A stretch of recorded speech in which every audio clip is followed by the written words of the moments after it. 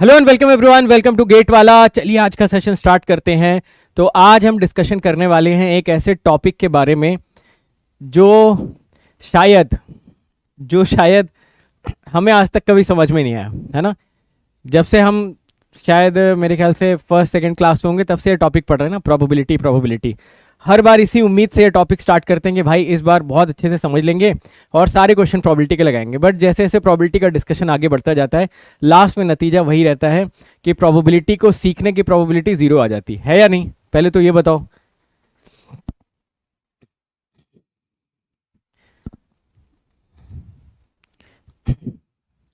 Correct, सही बात। नहीं, 10वीं क्लास में तो कॉलेज में मतलब स्कूल में आपके पढ़ाया जाता है ना। बाकी आईटी वाईटी की तैयारी तो मेरे ख्याल से सेकंड थर्ड क्लास से स्टार्ट कर देते हो ना आप लोग, और पहले से। तो अगर जब आईटी की तैयारी आप करते हो तो उसमें तो पढ़ाया जाता है ना प्रोबेबिलिटी।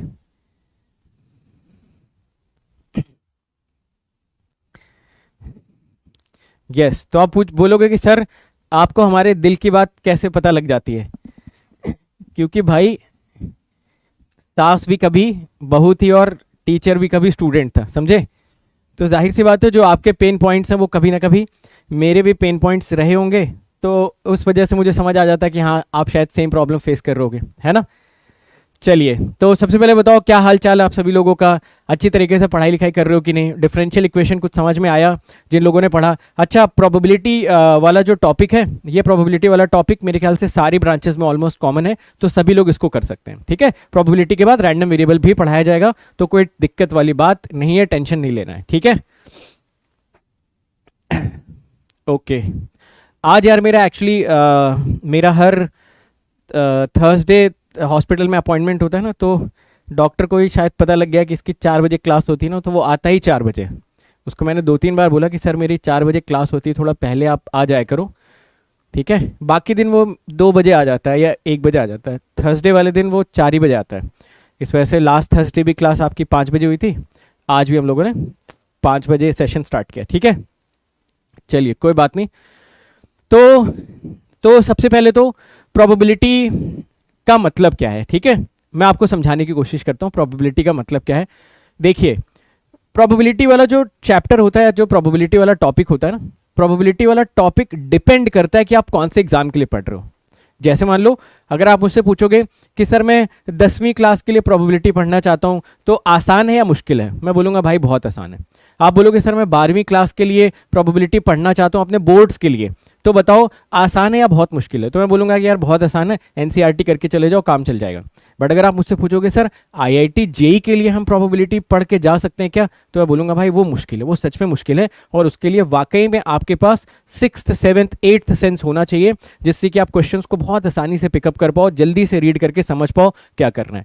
फिर चौथा सवाल आता है, सर क्या प्रोबेबिलिटी गेट के लिए बहुत मुश्किल है। मैं बोलूँगा नहीं भाई, गेट के लिए प्रोबेबिलिटी सबसे आसान टॉपिक है। अब आप पूछोगे ये कैसे सर, आप ये इतना बड़ा स्टेटमेंट कैसे दे रहे हो। मैं आपको समझाने की कोशिश करता हूँ कि प्रोबेबिलिटी जो है ना वो गेट के लिए आसान क्यों है। एक्चुअली क्या होता है, किसी भी टॉपिक को पढ़ने से पहले अगर हम ये देख लें कि भाई उसके एग्जाम में क्या रिक्वायरमेंट है, एग्जामिनर हमसे क्या चाहता है उस टॉपिक से रिलेटेड, तो बड़ी आसानी से उस टॉपिक को हम समझ सकते हैं।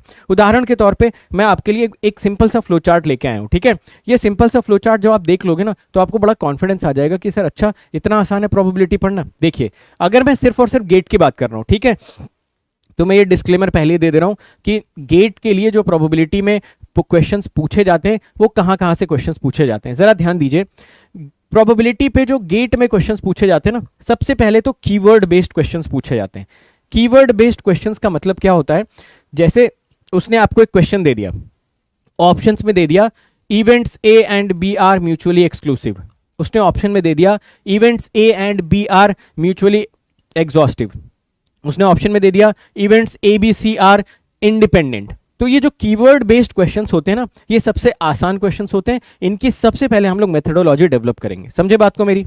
ठीक है, चलो, तो ये कैटेगरी अपनी अलग हो गई जो कि आसानी से पहचानी जा सकती। एग्जाम में आएगा, ऑप्शन में लिखा होगा, देख के समझ जाएंगे अच्छा कुछ म्यूचुअल एक्सक्लूसिव, कुछ इंडिपेंडेंट, कुछ एग्जॉस्टिव की बात कर रहा है। उसका मैं आपको सेट पैटर्न बताता हूं, एग्जैक्टली वही पैटर्न उठा के कॉपी पेस्ट कर देना है।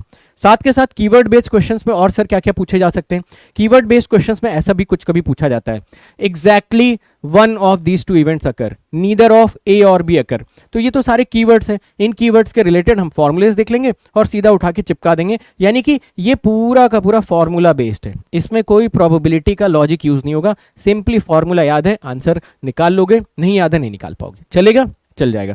उसके बाद sir standard pattern based questions आपके आते हैं। मजे की बात ये, अगर आप पिछले 25 सालों का सारे ब्रांचेस का पेपर उठा के देखोगे तो आपको दिखेगा कि जो स्टैंडर्ड पैटर्न बेस्ड क्वेश्चंस आते हैं ना, उसमें सिर्फ और सिर्फ ये 4 चीजें आपसे पूछी जाती हैं। यानी कि coin based questions, dice based questions, card based questions और अर्न। अर्न का मतलब हो गया बॉक्स, ठीक है, ज्यादा अंग्रेजी लिख दी, ये लो बॉक्स, ठीक है। यानी कि अगर हम प्रैक्टिस के तहत सपोज हमने 20 क्वेश्चन इसके लगा लिए, 20 इसके, 20 इसके, 20 इसके, तो इनके सारे मॉडल्स कवर हो जाएंगे, है ना। यानी कि स्टैंडर्ड पैटर्न में सपोज अगर हमने 80 क्वेश्चन लगा लिए तो हमारा ये वाला पैटर्न भी डन है। भाई कॉइन में कितने मॉडल के क्वेश्चन बन सकते होंगे, 20 मॉडल के 20 क्वेश्चन लगा लेंगे। डायस में कितने बन सकते होंगे, कार्ड में कितने बन सकते होंगे, बॉक्स में कितने, है ना। ज्यादातर वैसे भी बॉक्स वाला ही पूछा जाता है ना। ये देखो कुछ लोग बोल रहे हैं सर कार्ड वाला बिल्कुल समझ में नहीं आता, यही तो सबसे बड़ा मतलब आयरनी है ना। मजा सबसे ज्यादा किस में आता है सर, इसमें ये रहा ना सर, कार्ड पत्ते, बताओ सर कहाँ आना है, कितने रुपए लेके आना है, अभी आ जाते हैं। और जब सवाल इस पे आता है तो आप समझ नहीं पाते हो। उसका रीजन मैं बताता हूँ। प्रॉब्लम क्या है, प्रॉब्लम क्या है, हिंदी और अंग्रेजी का, और कुछ नहीं है, समझे। एग्जाम में सवाल आता है अंग्रेजी में, यहाँ पे लिखा होता है डायमंड, क्लब, सूट, ये वो, दिस दैट। वही अगर हिंदी में आपसे पूछे चिड़ी, इक्का, हुक्म, पान, फिर देखो कोई मुकाबला कर सकता है, फिर आपके फेवरेट टॉपिक हो जाएगा। तो खैर मैं समझ रहा हूँ, कार्ड वाले क्वेश्चन मुझे खुद पर्सनली भी डिफिकल्ट लगते हैं। इसलिए डिफिकल्ट लगते हैं, रीजन जो मैंने आपको बताया, हिंदी और अंग्रेजी का फर्क। अगर वही सवाल कोई हिंदी में पूछेगा ना तो आप तुरंत बता दोगे, अंग्रेजी में जब पूछता है तो दिमाग काम करना बंद कर देता है, खासकर कार्ड वाले। चलिए खैर इसको भी हम लोग आसान करेंगे, कोई दिक्कत वाली बात नहीं। तो यहाँ पे ना थोड़ा सा लॉजिक आपका लगेगा, बट इतना भी ज्यादा नहीं लगेगा, समझे। उसके बाद फिर आ जाएगा conditional probability. This is also totally formula based topic, है ना। फॉर्मूला पता है, कर ले जाओगे इसको, कोई प्रॉब्लम वाली बात नहीं। उसके बाद एक टॉपिक आता है total probability and Bayes theorem. पता नहीं आप लोग बेस थ्योरम में शायद कोई फॉर्मूला वगैरह याद करते हो गया। टोटल प्रोबेबिलिटी में मैं यहाँ पे कोई फॉर्मूला नहीं बताऊंगा। बेस थ्योरम का जो क्वेश्चन होगा ना, वो कम से कम होगा 10 से 15 लाइन का। ये पूरी स्क्रीन भर जाएगी बेस थ्योरम के क्वेश्चन में, समझे। और उसका सोल्यूशन हम निकालेंगे 1 लाइन में। समझ गए मेरी बात को, डन है, ठीक है। तो अब बताओ, देखो कैटेगराइजेशन आसान लग रहा है आपको। अच्छा सर कीवर्ड बेस अलग से कर लिया, 20 सवाल सपोज इसके लगा लिए, तो इसमें कॉन्फिडेंस आ गया। यानी कॉइन का क्वेश्चन कभी भी दिखेगा, ये मैं गारंटी दे रहा हूं आपको कि कॉइन का कैसा भी क्वेश्चन आपको दिखेगा, आपका दिमाग चलना स्टार्ट हो जाएगा। डायस का कैसा भी क्वेश्चन दिखेगा, आपका दिमाग चलना स्टार्ट हो जाएगा। कार्ड का कैसा भी क्वेश्चन दिखेगा, बॉक्स का कैसा भी क्वेश्चन दिखेगा, आपका माइंड चलना शुरू हो जाएगा बाय डूइंग सर्टेन क्वेश्चंस, ठीक है। कंडीशनल प्रोबेबिलिटी फॉर्मूला बेस्ड, ये तो मैंने बोल दिया। कोई इसमें तो फॉर्मूला भी नहीं बताऊंगा, इसमें सिर्फ और सिर्फ मैं आपको एक कॉमन सेंस वाली टेक्निक बताऊंगा। सवाल पढ़ेंगे, अगली लाइन में अपना आंसर आ जाएगा, चल जाएगा। अब बताओ क्या इतनी चीजें आप पढ़ सकते हो, पढ़ सकते हो ना इतनी चीजें, ठीक है। अब अगर आप नोटिस करोगे ना, तो मैं आपको बता भी देता हूं कि इन सारा ये जो पूरा का पूरा पैटर्न है ना, अगर आपके सिलेबस में रैंडम वेरिएबल नहीं है, अगर आपके सिलेबस में रैंडम वेरिएबल नहीं है तो आप 25-25 का वेटेज मान सकते हो, समझे। 25% इसका, 25% स्टैंडर्ड पैटर्न का मान लो, 25% कंडीशनल प्रोबेबिलिटी पे मान लो, 25% इस पे मान लो, ठीक है। जो कि सारे ही आपके आसान, आप आसानी से कर सकते हो। 25 नहीं, सॉरी, कंडीशनल पे चलो मैं थोड़ा सा कम कर देता हूँ, ठीक है, ओके, ठीक है। बाकी 5% जो आपके क्वेश्चंस आते हैं ना,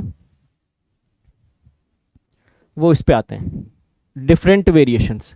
अब ये डिफरेंट वेरिएशंस क्या होता है, डिफरेंट वेरिएशंस में आपसे क्या पूछेगा, डिफरेंट वेरिएशंस में आपसे पूछेगा चेस वाले क्वेश्चंस, समझे। चेस दे दिया आपको, चेस में पूछ रहा बताओ कैसे क्या हो जाएगा। क्यूब वाले क्वेश्चंस पूछ लेगा, रूबिक्स क्यूब वाले क्वेश्चंस पूछ लेगा। तो ये वाले सवाल किसके ऊपर छोड़ देते हैं, ये वाले सवाल छोड़ देते हैं अपने पिछले जन्म के कर्मों के ऊपर। ऐसे क्वेश्चंस भी करेंगे हम लोग क्लास में, मगर ऐसे क्वेश्चंस में यही होता है कि अगर स्ट्राइक किया तो किया, नहीं किया तो नहीं किया, समझे। तो इसकी कोई भी टीचर दुनिया की गारंटी नहीं ले सकता। इनफैक्ट जब भी ये डिफरेंट वेरिएशन बेस्ड क्वेश्चंस आते हैं तो इसमें सिर्फ और सिर्फ हम ये ज़्यादा से ज़्यादा डेवलप कर सकते हैं, लॉजिक्स डेवलप कर सकते हैं। बट अगेन मैं आपसे यही बोलूँगा कि पूरे के पूरे मैथमेटिक्स में 13 मार्क्स आपको तैयार करने, बहुत सारे टॉपिक्स हैं उन पर हम फोकस करते हैं। ये जो 5% में बहुत ज़्यादा बता रहा हूँ, 1-1/2% कभी नहीं पूछा जाता गेट में, तो कभी पूछा नहीं गया। 1% भी मैं ज़्यादा लिख रहा हूँ, 0% एक्चुअली ये गेट में, है ना। तो ये डिफरेंट वेरिएशन हम लोग थोड़ा सा देखेंगे, बट गेट में कभी नहीं पूछा जाता, समझे। गेट में कभी पूछा नहीं जाता, तो हम करेंगे क्लास में क्वेश्चंस करेंगे, ठीक है। चेस वाले भी करेंगे, और जो आपके एलजेब्रा से प्रोबेबिलिटी को लिंक किया जाता है उसके भी कुछ बेसिक क्वेश्चंस करेंगे, बट इसमें बहुत ज़्यादा हम लोग फोकस नहीं करने वाले एज ऑफ नाउ, ठीक है ना। चलो अब बाकी जो खासकर ईसी इलेक्ट्रिकल वाले हैं जिनकी ब्रांच में रैंडम वेरिएबल्स भी मेंशन्ड है, ठीक है, तो आपको और ज़्यादा खुश हो जाने की ज़रूरत है, क्योंकि जिनकी ब्रांच में रैंडम वेरिएबल है, पिछले 4 से 5 सालों में रैंडम वेरिएबल आपका 70% वेटेज रखता है, ये पूरा मिला के 30% वेटेज रखता है। समझे मेरी बात को, ये पूरा मिला दोगे ना, पूरा ये जो लिखा हो कीवर्ड ये वो ऐसा वैसा, इनसे सिर्फ 30% क्वेश्चंस पूछे जा रहे हैं, 70% क्वेश्चंस आपसे रैंडम वेरिएबल के पूछे जा रहे हैं। यानी कि जो ईसी और इलेक्ट्रिकल वाले हैं उनको और ज़्यादा खुश होने की ज़रूरत है, और रैंडम वेरिएबल तो पूरा मैथमेटिकल है। खासकर जो इलेक्ट्रॉनिक्स वाले हैं उनको तो वैसे भी टेंशन लेने की जरूरत नहीं, आप तो वैसे ही रैंडम वेरिएबल के मास्टर हो, कम्युनिकेशन में पढ़ते हो। जो इलेक्ट्रिकल वाले भी हैं अगर उनको डबल इंटीग्रेशन आता है तो रैंडम वेरिएबल मैं आपके लिए बहुत आसान बना दूंगा। रैंडम वेरिएबल तो पूरा मैथमेटिकल है, उसमें फॉर्मूला पता है, प्रॉपर्टीज पता है, सारे क्वेश्चन फोड़ दोगे उसके, ठीक है। बात समझ आ गई सभी लोगों को। परम्यूटेशन एंड कॉम्बिनेशन आपका सिलेबस में नहीं है भाई, है ना, परम्यूटेशन कॉम्बिनेशन सिलेबस में नहीं है। सेकेंडली परम्यूटेशन कॉम्बिनेशन आपके एप्टीट्यूड में, एप्टीट्यूड वाले सर पढ़ाएंगे, आई होप रतन सर ने कवर करवा दिया उसको, कवर करवा दिया होगा उसको, ठीक है, तो आप एक बार जाके उसको चेकआउट कर लेना, ठीक है। ठीक है, चलो तो अब बाइफरकेशन हो गया, अब दिमाग अपना चलेगा, पहले इसको निपटाते हैं, फिर इसको निपटाएंगे, फिर इसको, ठीक है, बाद में फिर रैंडम वेरिएबल को निपटाएंगे। चलिए शुरू किया जाए, बहुत इंटरेस्टिंग है, बहुत आसान लगेगा आपको, मजा आएगा इसको पढ़ने में, ठीक है। चलिए शुरू कर देते हैं हम लोग डिस्कशन को अपना, ओके। देखिए सबसे पहले हम लोग बात करते हैं कि असल में प्रोबेबिलिटी का मतलब क्या है, ठीक है, प्रोबेबिलिटी पिक्चर में कहाँ से आती है। तो मैं आपको जल्दी से एक कहानी सुना देता हूँ, फिर उसके बाद इस वाले टॉपिक को स्टार्ट करते हैं। देखिए जैसे मान लीजिए, इमेजिन करिए कि आपके पास एक कॉइन है ना, जिसमें दोनों साइड हेड है। अगर आपने उस कॉइन को टॉस किया तो आप मुझे बताइए, अगर सिक्का हवा में है तो भी क्या आप हीरो की तरह चलते हुए बता दोगे कि भाई जाके चेक कर लेना उसमें हेड आएगा, बता दोगे आप। मान लो आपके पास ऐसा कोई कॉइन है जिसमें दोनों साइड टेल लिखा हुआ है, आपने सिर्फ और सिर्फ कॉइन उछाला और हीरो की तरह चलते हुए जा रहे हो, और आपने बोल दिया कि भाई पीछे जाके देख लो उसमें टेल आएगा, सही बात है ना। तो अगर दोनों तरफ हेड है, दोनों तरफ टेल है, तो क्या जो ये एक्सपेरिमेंट हो रहा है जिसमें कि हम कॉइन को टॉस कर रहे हैं, जब आपने एक्सपेरिमेंट किया तो एक्सपेरिमेंट का कुछ ना कुछ रिजल्ट आया। जब सिक्के के दोनों साइड हेड था तो रिजल्ट आ गया हेड, जब सिक्के के दोनों साइड टेल था तो रिजल्ट आ गया टेल। तो आप पहली चीज मुझे बताइए कि आप जो ये एक्सपेरिमेंट परफॉर्म कर रहे हो, क्या इसका जो रिजल्ट आ रहा है, क्या इसका जो आउटकम आ रहा है वो सर्टेन है या अनसर्टेन है। आप बोलोगे सर जाहिर सी बात है ये सर्टेन है ना, अगर दोनों साइड में हेड है तो सर्टेन ही ना हेड आएगा, दोनों साइड में टेल है तो सर्टेन ही है टेल आएगा, ये कोई पूछने वाली बात तो है नहीं। चलिए पक्की बात है, मान लीजिए आपके पास कोई ऐसा कॉइन है जिसमें एक साइड हेड है बट दूसरे साइड टेल है, और आपने उस कॉइन को टॉस किया। अब बताओ क्या आप हीरो की तरह चलते हुए जाके बता सकते हो पीछे जाके देख लेना हेड है, नहीं बता सकते हो।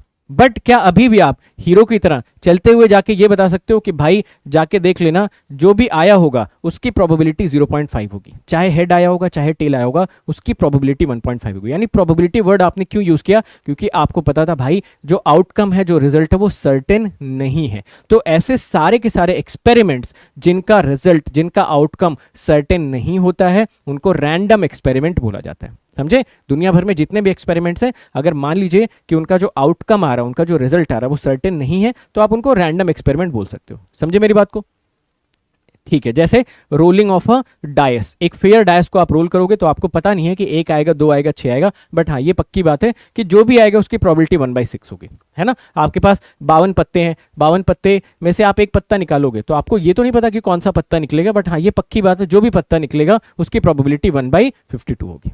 समझे मेरी बात को, ठीक है। तो ये है बेसिक हमारी अंडरस्टैंडिंग। चलिए इसी को हम लोग कुछ लॉजिकल अंडरस्टैंडिंग में कन्वर्ट करते हैं। कुछ बेसिक चीज़ें मैं आपको समझाता हूँ जो कि आप लोग हर साल प्रोबेबिलिटी में पढ़ते होगे, जस्ट एक बार इसको गो थ्रू कर लो, इसमें बहुत दिमाग लगाने की जरूरत नहीं, ठीक है।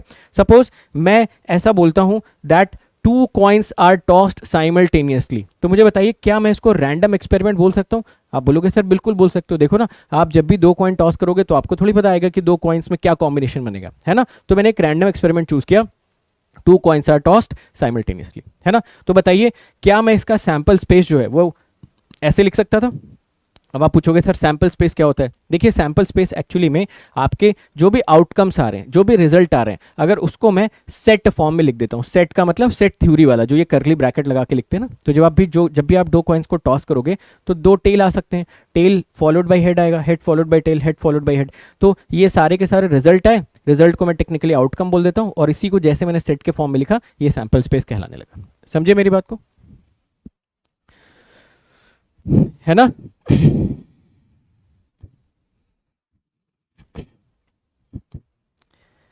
ओके, चलो ये बात समझ आई सबको। कोई बोल रहा है कि सर जो कॉइन हम टॉस करेंगे कॉइन खड़ा भी तो रह सकता है। देखिए, जैसी आपकी सोच होती है ना, आपकी किस्मत बिल्कुल वैसे बिहेव करती है। फिर आप बोलते हो सर मेरी किस्मत खराब है। अब आपकी सोच ही बिल्कुल अतरंगी है।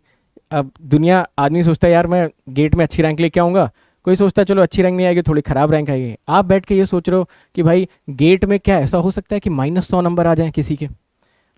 तो सोच ही अतरंगी रखोगे भाई तो रिजल्ट भी तो अतरंगी आएंगे।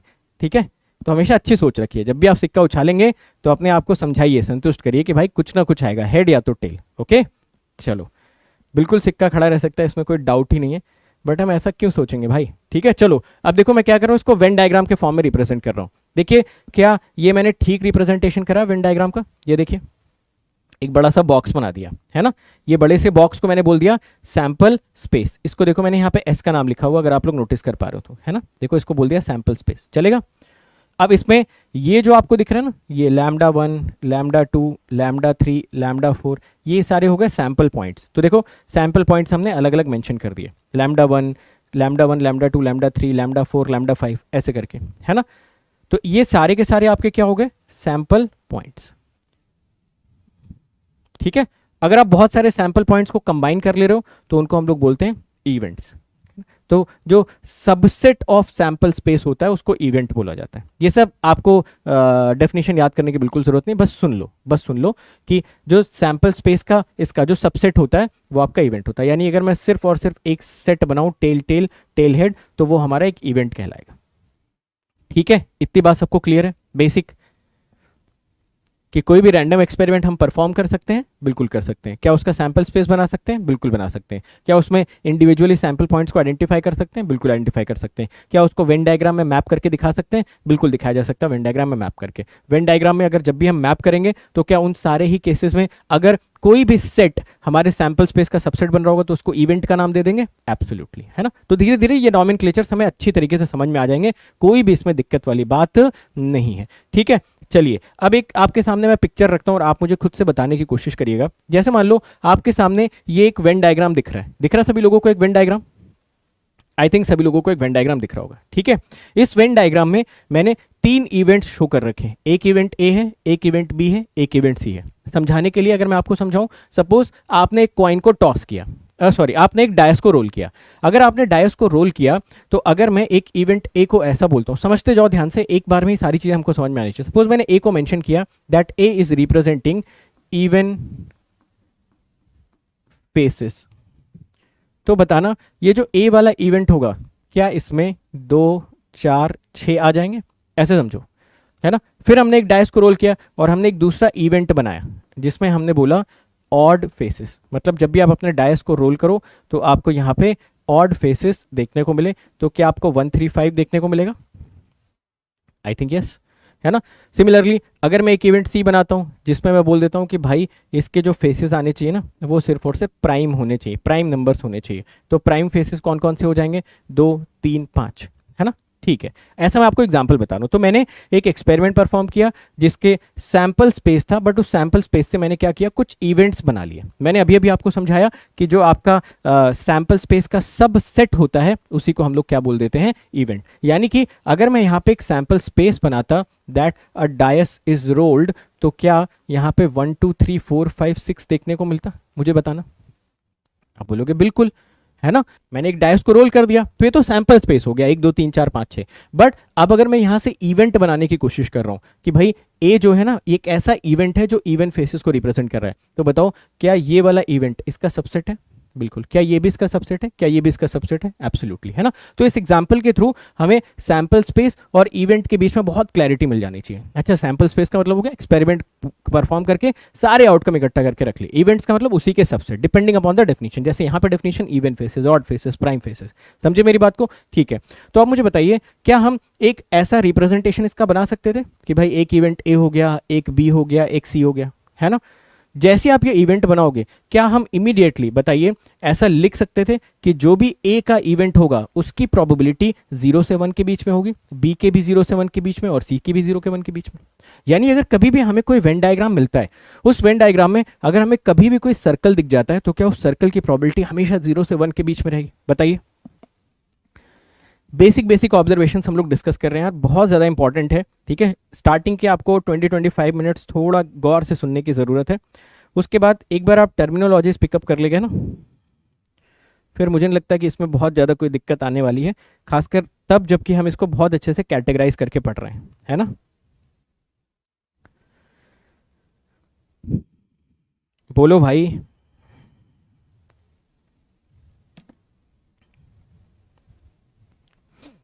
नो प्रॉब्लम, ठीक है, डन है। चलो अब इसको देखना, बहुत ध्यान से एक एक चीज को देखते जाइए, ठीक है। देखिएगा यहां पे, देखिए अब देखो ये sample space, 4 event E1 E2 E3 E4 है ना। सबसे पहला सवाल, क्या यहाँ पे जो इवेंट्स हैं E1 E2 E3 E4 ये एक दूसरे को ओवरलैप कर रहे हैं, एक दूसरे को क्रॉस कर रहे हैं, या अलग अलग पड़े हुए हैं? बताते जाएंगे सभी लोग, जरा बोलो। E1 E2 E3 E4, क्या कोई एक दूसरे की प्राइवेसी भंग कर रहा है, उसके अंदर एंटर करने की कोशिश कर रहा है, जैसे आपने पिछले केस में किया? ये देखो ना, ये इसकी प्राइवेसी भंग कर रहा है, ये इसकी प्राइवेसी भंग कर रहा है, अच्छा खासा दोनों अंदर जाके इंटरफियर हो रहे हैं। डन है, ऐसा नहीं कर रहे हैं, है ना। जब भी आपके इवेंट्स ऐसे होते हैं ना, जो कभी भी एक दूसरे में ओवरलैप नहीं करते, यानी कि टेक्निकली मैं ऐसा बोल सकता हूं कि भाई E1 और E2 में कोई इंटरसेक्शन नहीं है, E1 और E4 में कोई इंटरसेक्शन नहीं है, E4 और E3 में कोई इंटरसेक्शन नहीं है, E2 और E3 में कोई इंटरसेक्शन नहीं है। जब भी ऐसा होता है तो ऐसे केसेस में ये जो इवेंट्स होते हैं इनको म्यूचुअली एक्सक्लूसिव बोला जाता है ना। यानी आप बोलोगे अच्छा सर म्यूचुअली एक्सक्लूसिव का मतलब ये हुआ इंटरसेक्शन 0 हो जाता है? बिल्कुल, आप हमेशा म्यूचुअली एक्सक्लूसिव 2 इवेंट्स को ही बता सकते हो। आप ऐसा बोल सकते हो E1 और E2 म्यूचुअली एक्सक्लूसिव है क्योंकि ये दोनों इंटरसेक्ट नहीं कर रहे थे, E1 E4 म्यूचुअली एक्सक्लूसिव है क्योंकि इंटरसेक्ट नहीं कर रहे थे, सिमिलरली बोलते जाइए। समझे मेरी बात को? I hope this is very very clear to everyone, है ना।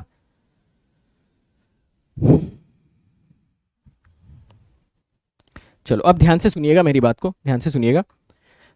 अगर मैं E1 की प्रोबेबिलिटी, E2 की प्रोबेबिलिटी, E4 की प्रोबेबिलिटी, E5 E3 की प्रोबेबिलिटी, इन सारी प्रोबेबिलिटीज को जोड़ूंगा तो क्या वो सैंपल स्पेस की प्रोबेबिलिटी के बराबर आएगा? अब बोलोगे नहीं आएगा। क्यों? दिख रही है ना बीच में कितनी सारी जगह खाली है, देखो कितनी सारी जगह खाली है ना, बहुत सारी जगह खाली आपको दिख रही है ना। तो आप देखना बहुत क्लियरली क्या लिखा हुआ है। अगर मैं E1 की प्रोबेबिलिटी, E2 की प्रोबेबिलिटी, E3 की प्रोबेबिलिटी, E4 की प्रोबेबिलिटी, इन सारी प्रोबेबिलिटीज को अगर मैं जोड़ भी दूं तो भी ये 0 से 1 के बीच में ही रहना चाहिए। क्यों 0 से 1 के बीच में रहना चाहिए? क्योंकि आपका ये E1 E2 E3 E4 मिलके पूरा सैंपल स्पेस कवर नहीं कर पा रहे हैं, और आपको पता होना चाहिए कि जब पूरा सैंपल स्पेस कवर होता है ना तो प्रोबेबिलिटी हमेशा 1 होती है। तो यहाँ पे देखिए आपको 3 चीजें बताई जा रही हैं। सबसे पहली चीज उसने बोला कि सैंपल स्पेस की प्रोबेबिलिटी 1 होगी, इसमें कोई डाउट ही नहीं है। इंडिविजुअल जो इवेंट्स होंगे उनकी प्रोबेबिलिटी भी 0 से 1 के बीच में होगी, इसमें भी कोई डाउट नहीं। बट अगर आप इन सबको जोड़ भी दोगे ना तो भी जो आपकी प्रोबेबिलिटी आएगी वो 0 से 1 के बीच में ही आनी चाहिए। समझे मेरी बात को? सेम लॉजिक एक बार यहां देखने की कोशिश करिए। यहां पे आप मुझे बताइए ये जो E1 E2 E3 E4 थे, क्या ये आपस में इंटरसेक्ट कर रहे थे? तो आप बोलोगे सर इंटरसेक्ट तो यहां भी नहीं कर रहे हैं। और अगर यहां पे भी इंटरसेक्ट नहीं कर रहे हैं तो क्या ये अभी भी म्यूचुअली एक्सक्लूसिव है? एब्सोल्युटली। बट आप मुझे बताइए कि क्या इस बार E1 E2 E3 E4 मिलके पूरा सैंपल स्पेस कवर कर दे रहे हैं? कर दिया ना इतना पूरा का पूरा सैंपल स्पेस कवर। तो जब भी E1 E2 E3 E4 मिलके पूरा का पूरा सैंपल स्पेस कवर कर देते हैं ना, तो ऐसे केस में आप देखो यहाँ पे अगर ये सारे इवेंट्स को आप ऐड करोगे ना, इनकी प्रोबेबिलिटी हमेशा किसके बराबर आ जाएगी? 1 के बराबर। बात समझे? तो ये चीज तो यहाँ पे भी ट्रू है बिल्कुल, कि इंडिविजुअल इवेंट्स की प्रोबेबिलिटी 0 से 1 के बीच में होगी, ये इक्वल टू 1 होगा। बट अगर इस बार आप E1 E2 E3 E4 को जोड़ोगे प्रोबेबिलिटी आपकी 1 आ जाएगी। छोटा सा एक आपको डिफरेंस समझ में आना चाहिए। नहीं, इसको इंडिपेंडेंट नहीं बोलते, इसको बोलते हैं म्यूचुअली, नहीं इसको बोलते हैं एग्जॉस्टिव। एग्जॉस्टिव में म्यूचुअल वर्ड नहीं लगाते, है ना। तो जब भी सारे इवेंट्स मिलकर पूरा सैंपल स्पेस कवर कर लें इसको एग्जॉस्टिव बोलते हैं। अभी बताऊंगा, ये सारे नाम बता रहा हूं, ठीक है। समझे मेरी बात को? तो ये आपके क्या हो गए? Mutually exclusive. ये भी म्यूचुअली एक्सक्लूसिव। ये एग्जॉस्टिव नहीं है, ये एग्जॉस्टिव है ना। ठीक है, समझे मेरी बात को?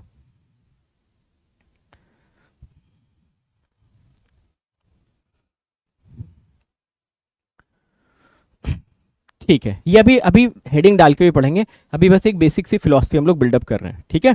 चलो एक बार ये देख लो, मैंने अभी अभी आपको समझाया कि क्या इसका वेन डायग्राम वगैरह मैंने ठीक बनाया। अगर हम एक डायस को रोल करते हैं तो देखिए सैंपल स्पेस ये आ जाएगा, मैं दो इवेंट्स बना रहा हूँ, फटाफट चेक करो। Outcome should have even faces, outcome should have prime faces. इस केस में ये दोनों जो इवेंट आएंगे क्या ये आपस में ओवरलैप करेंगे, आपस में इंटरसेक्ट करेंगे? अभी लिखेंगे थोड़ी देर में, अभी दिखते हैं ना, सारा का सारा एक्सक्लूसिव एग्जॉस्टिव सारी डेफिनेशन सब कुछ लिखेंगे, ठीक है। देखो ये दोनों एक दूसरे से ओवरलैप कर रहे हैं, यस। तो आप मुझे बता सकते हो ये इवेंट E1 और E2 क्या ये म्यूचुअली एक्सक्लूसिव हैं? तो आप बोलोगे सर म्यूचुअली एक्सक्लूसिव तो नहीं है ना, ये दोनों इवेंट म्यूचुअली एक्सक्लूसिव तो नहीं है क्यों? क्योंकि आपस में इंटरसेक्ट कर गए यहाँ पे। क्लियर? ठीक है, ये बताइएगा अगले वाले केस में, सपोज हमने यहाँ पे दो इवेंट ऐसा लिया, outcome should have even faces, outcome should have odd faces. आपने वेन डायग्राम में इनको रिप्रेजेंट किया 2 4 6 1 3 5, क्या ये दोनों म्यूचुअली एक्सक्लूसिव है? ठीक है, सारी चीजें बता रहा हूँ, सब बता रहा हूँ, बस सुनते जाओ। जितना मैं बता रहा हूँ ना, हर एक स्टेटमेंट के पीछे, हर एक स्लाइड के पीछे कुछ थॉट प्रोसेस होगा, इस वजह से वो स्लाइड आपके सामने रखी गई, समझे? चलो, तो इतना इतना स्टार्टिंग में मुझे टोन सेट करना था कि हम अब वेन डायग्राम हो गया, वेन डायग्राम के साथ साथ कभी सैंपल स्पेस, कभी इवेंट्स, इन सारे टर्म से अब घबराने वाले नहीं है, अब हमें ठीक ठाक आइडिया लग चुका है इन सब चीज़ों का। ओके, चलो सम वगैरह के भी बात करते हैं। चलिए अब कुछ इंपॉर्टेंट टर्मिनोलॉजीज की हम लोग बात करना शुरू करते हैं, ठीक है। देखिए सबसे पहले हम लोग बात करते हैं यूनियन ऑफ इवेंट्स की। जब भी हम दो इवेंट्स का यूनियन लेते हैं, जब भी हम दो इवेंट्स का यूनियन लेते हैं ना, तो जनरली उसको लोग बोल देते हैं यूनियन का मतलब होता है ईदर ए और बी, विच इज रॉन्ग। अगर आपसे कोई ये पूछ रहा है ना कि ए यूनियन बी का मतलब क्या होता है, तो अगर आप ये बोल रहे हो कि भाई ए यूनियन बी का मतलब होता है ईदर ए और बी, ऐसा नहीं है। ए यूनियन बी का मतलब होता है ईदर ए और बी और बोथ, समझे? एक एग्जांपल के तौर पे, अगर ए में हमारे पास है 1 2 3, बी में हमारे पास है 2 3 5 7, तो जब आप यूनियन लोगे तो ए के भी सारे एलिमेंट होने चाहिए, बी के भी सारे एलिमेंट होने चाहिए, बट जो कॉमन है उनको एक बार लिख देना, समझे ना? ए के एलिमेंट आपने देखे क्या लिखे 1, कॉमन क्या थे दोनों में 2 3 2 3, उसको आपने एक बार चिपका दिया, 5 7 5 7 तो वैसे भी आने वाला था, ठीक है। तो कभी भी अगर आपको क्वेश्चन में ऐसा कीवर्ड दिखता है ईदर ए और बी और बोथ, या ऐसा कीवर्ड आपको दिखता है एग्जाम में ए यूनियन बी, तो दोनों को आपको इंटरलिंक करना आना चाहिए, समझे मेरी बात को? कर लोगे इस बात को इंटरलिंक? आई थिंक इस बात को हम लोग इंटरलिंक कर लेंगे। आइए अब इसको हम लोग एक स्टेटमेंट से रिलेट कर लेते हैं। स्टेटमेंट देखो यहाँ पे क्या बोला गया है, when the set A and B are two events associated with the same sample space। अब देखो ये स्टेटमेंट आपको समझ में आ रहा होगा क्योंकि आप रिलेट कर पा रहे हो, अच्छा वो कॉइन टॉस किया तो शायद इवन, ऑड और प्राइम मिला के ये तीन अलग अलग इवेंट बन गए होंगे। तो when set A and set B are two events associated with the sample space, तो A यूनियन B को देखो कौन कौन से कीवर्ड से एसोसिएट किया जाता है। कभी कभी इसको बोलते हैं ईदर A और B और बोथ, या ऐसा बोला जाता है एटलीस्ट वन ऑफ A और B विल अकर। तो एग्जामिनर आपके एग्जाम में यही दो कीवर्ड्स डालेगा, या तो वो बोलेगा ईदर ए और बी और बोथ शुड अकर, या तो वो बोलेगा एटलीस्ट वन ऑफ ए और बी शुड अकर। तो आप मुझे बताइए, जैसे एग्जाम में आप ये या फिर ये कीवर्ड देखोगे कि आपको समझ आ जाएगा आपको ए यूनियन बी लेना है ना। मैं आपको याद दिला दूं, आप इस पूरे की पूरी प्रोबेबिलिटी का पहला मॉडल पढ़ रहे हो, इस पूरी की पूरी प्रोबेबिलिटी का पहला मॉडल पढ़ रहे हो, जिसमें कि हम लोग ये कीवर्ड बेस्ड, ये देखो कीवर्ड बेस्ड प्रॉब्लम्स को एड्रेस करने वाले हैं, समझे मेरी बात को? तो कीवर्ड बेस्ड प्रॉब्लम्स में सबसे पहला कीवर्ड हमारे सामने क्या आया, ये देखो कीवर्ड बेस्ड प्रॉब्लम्स में सबसे पहला कीवर्ड हमारे सामने क्या आया, एटलीस्ट वन ऑफ ए और बी शुड अकर, या फिर ईदर ए और बी और both A and B should occur, समझे? तो ये फर्स्ट कीवर्ड, आपको जैसे ही कीवर्ड किसी एग्जाम में दिखेगा आपको समझ जाना चाहिए कि मुझे ए यूनियन बी निकालना, कैसे निकालना वो बात की बात है, समझे? वो सब सीखेंगे, बस ये कीवर्ड देख के सबसे पहली चीज आपके दिमाग में स्ट्राइक करनी चाहिए, भाई ए यूनियन बी निकाल के देना है हमको, समझे मेरी बात को? ठीक है, चलो अगले कीवर्ड पे चलें। अगला कीवर्ड आपका है इंटरसेक्शन ऑफ इवेंट्स, है ना। इंटरसेक्शन का मतलब क्या होता है, जो ए और बी में कॉमन हो, जो ए और बी में कॉमन हो। जैसे इसमें ए और बी का इंटरसेक्शन अगर आप निकालोगे तो यहाँ पे 2 3, यहाँ पे 2 3, कॉमन आपको क्या मिल जाएगा भाई 2 3, है ना। आइए देखते हैं एग्जामिनर इंटरसेक्शन को कौन से कीवर्ड से एसोसिएट करेगा, देखा जाए। बोलो, देखो यहां पे क्या बोलेगा आपका एग्जामिनर, यहां पे बोलेगा when set A and set B are two events associated with same sample space. तो जो ए इंटरसेक्शन बी आपका होता है उसमें ये बोलता है A and B will occur simultaneously, ये सबसे ज़्यादा बार यूज होता है। A and B will occur simultaneously, या तो फिर वो आपसे बोलेगा both A and B will occur. ठीक है, जहां पे भी आपको डाउट हो पूछते जाना।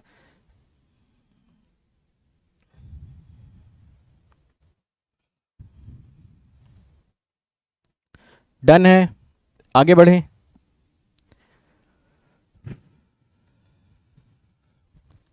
नेक्स्ट चले कीवर्ड पे।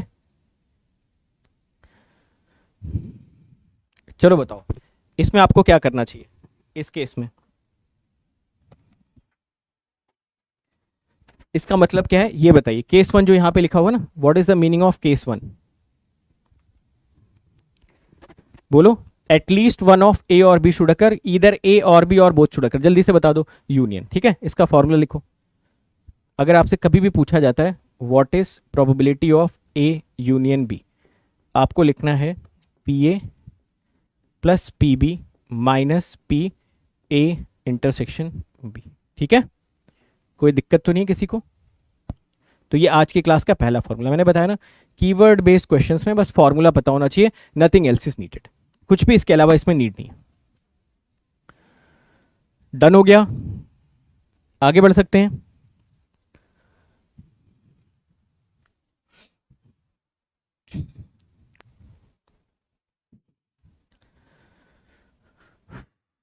बोलो बोलो, जल्दी बोलो भाई।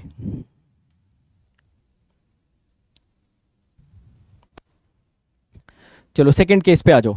सेकंड केस, सेकंड कीवर्ड देखो आपको क्या बोला जा रहा है। एग्जैक्टली वन ऑफ ए और बी शुड अकर। ये हमने अभी तक नहीं पढ़ा है ना। अभी तक हमने क्या पढ़ा? हमने ये बोला कि भाई इधर ए और बी और बोथ शुड अकर, या फिर हमने बोला एटलीस्ट वन ऑफ ए और बी शुड अकर, तो वो इंटरसेक्शन हो गया था। फिर हमने बोला both A and B should occur simultaneously, है ना, या both A and B should occur. अब देखो यहां पे उसने क्या बोला है, ये बोल रहा है एग्जैक्टली वन ऑफ ए और बी अकर्स। अगर उसने एग्जैक्टली वर्ड यहां पे यूज किया है तो आप ये समझ जाइए कि आपको यूनियन में से इंटरसेक्शन घटाना पड़ेगा। क्यों? क्योंकि भाई खुद से सोचो ना, जो यूनियन होगा वो ए को भी ले रहा होगा, बी को भी ले रहा होगा, और ए और बी के कॉमन एलिमेंट को भी ले रहा होगा। जबकि ये बोल रहा भाई एग्जैक्टली वन चाहिए, तो आप कॉमन एलिमेंट को इसमें से घटा दो, है ना। तो यही मैं बोल रहा हूं। अब देखो एग्जाम में ऐसा आ जाएगा ना, एग्जैक्टली वन ऑफ ए और बी अकर्स, तो आपको पता ही होना चाहिए कि भाई ये यूनियन में से इंटरसेक्शन घटाना है, या तो फिर अगर यूनियन में से इंटरसेक्शन घटा के आप यूनियन की डेफिनेशन या फिर यहाँ पे फॉर्मूला पुट कर देते हो तो ये एक्सप्रेशन आपको मिलेगा।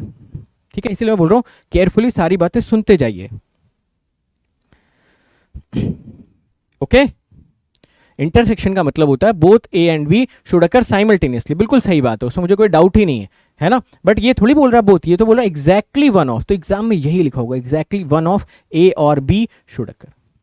समझ आ रही बात सभी को? ठीक है, पहचान पा रहे हो तीनों के तीनों कीवर्ड्स? समराइज कर ले, मेरे ख्याल से इसके बाद समरी होनी चाहिए। अच्छा, ये नीदर वाला केस भी देख लेते हैं। देखिए ये भी बड़ा पॉपुलर होता है। कभी आपसे पूछा जाए नीदर ए नॉर बी, कभी भी एग्जाम में नीदर ए नॉर बी आ जाए तो उसमें कभी टेंशन मत लेना, वन माइनस ईदर ए और बी और बोथ कर देना। कभी कभी ईदर ए और बी और बोथ को ना शॉर्ट में ऐसा भी लिख देते हैं, समझे।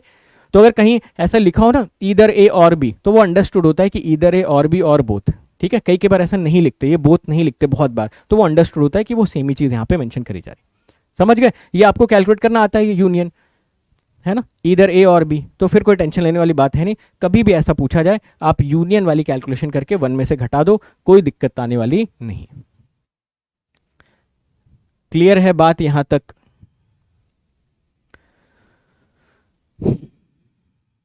क्लियर है बात यहां तक सभी को? अच्छा, इसका सिंबल क्या होता है नीदर ए नॉर बी का? यूनियन लगा के ना पूरा ऊपर बार लगा लिया करो, या फिर ए बार इंटरसेक्शन बी बार भी लिखते हैं, ना तो ए ना तो बी, तो ए बार और बी बार का इंटरसेक्शन, या फिर ए यूनियन बी के ऊपर पूरा बार लगा दोगे। ठीक है, ऐसा सिंबल भी यूज करते हैं। परफेक्ट। चलो केस 4 में कॉम्प्लीमेंट बोल रहा है, वो तो हमें पता ही होता है कि भाई एक इवेंट ए है और अगर इसका कॉम्प्लीमेंट ए बार है तो जब भी इन दोनों की प्रोबेबिलिटीज आप जोड़ेंगे आंसर 1 मिलेगा, है ना। जैसे अगर हेड आने की प्रोबेबिलिटी 1/2 है तो उसका कॉम्प्लीमेंट्री इवेंट क्या हो जाएगा? टेल आना। दोनों की प्रोबेबिलिटी को जोड़ोगे आंसर 1 मिल जाएगा, है ना। आपने डायस को रोल किया, एक इवेंट मैंने बनाया, उस इवेंट में इवन फेसेस आने की प्रोबेबिलिटी 1/2, ऑड फेसेस आने की प्रोबेबिलिटी 1/2, दोनों को जोड़ दोगे आपके क्या हो जाएंगे, आंसर 1 मिल जाएंगे। मतलब फिर वो दोनों आपस में कॉम्प्लीमेंट्री इवेंट कहलाएंगे। ठीक है, समराइज कर लें इनको। अभी तक के सारे डिस्कशन में याद क्या रखना है, जल्दी से उसको क्विकली रिव्यू कर लें।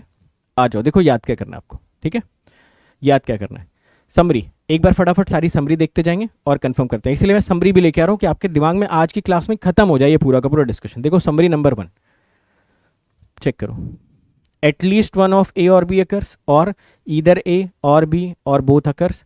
इसका मतलब A union B, P A plus P B minus P intersection. हाँ ना, मैं जल्दी जल्दी करते जाओ, पूरा मैंने अभी बता दिया, जस्ट आपको समराइज कर रहा हूँ। आज की क्लास में घुसा लो दिमाग में, इसको बिल्कुल बैठ जाना चाहिए आपके दिलो दिमाग में ये सारे कीवर्ड्स। ओके,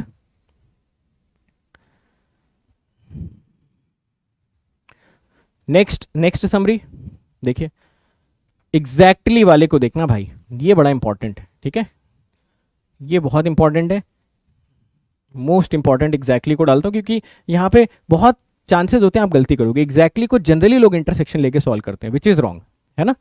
तो एग्जैक्टली वन ऑफ ए और बी अगर बोल रहा है तो आप यूनियन में से इंटरसेक्शन घटा दो, बस और कुछ नहीं करना। Neither A nor B, I hope this is also very very simple. तो first 3 summaries should be very much clear. अब हम बढ़ सकते हैं कुछ और कीवर्ड बेस्ड स्टेटमेंट्स की तरफ, बढ़े।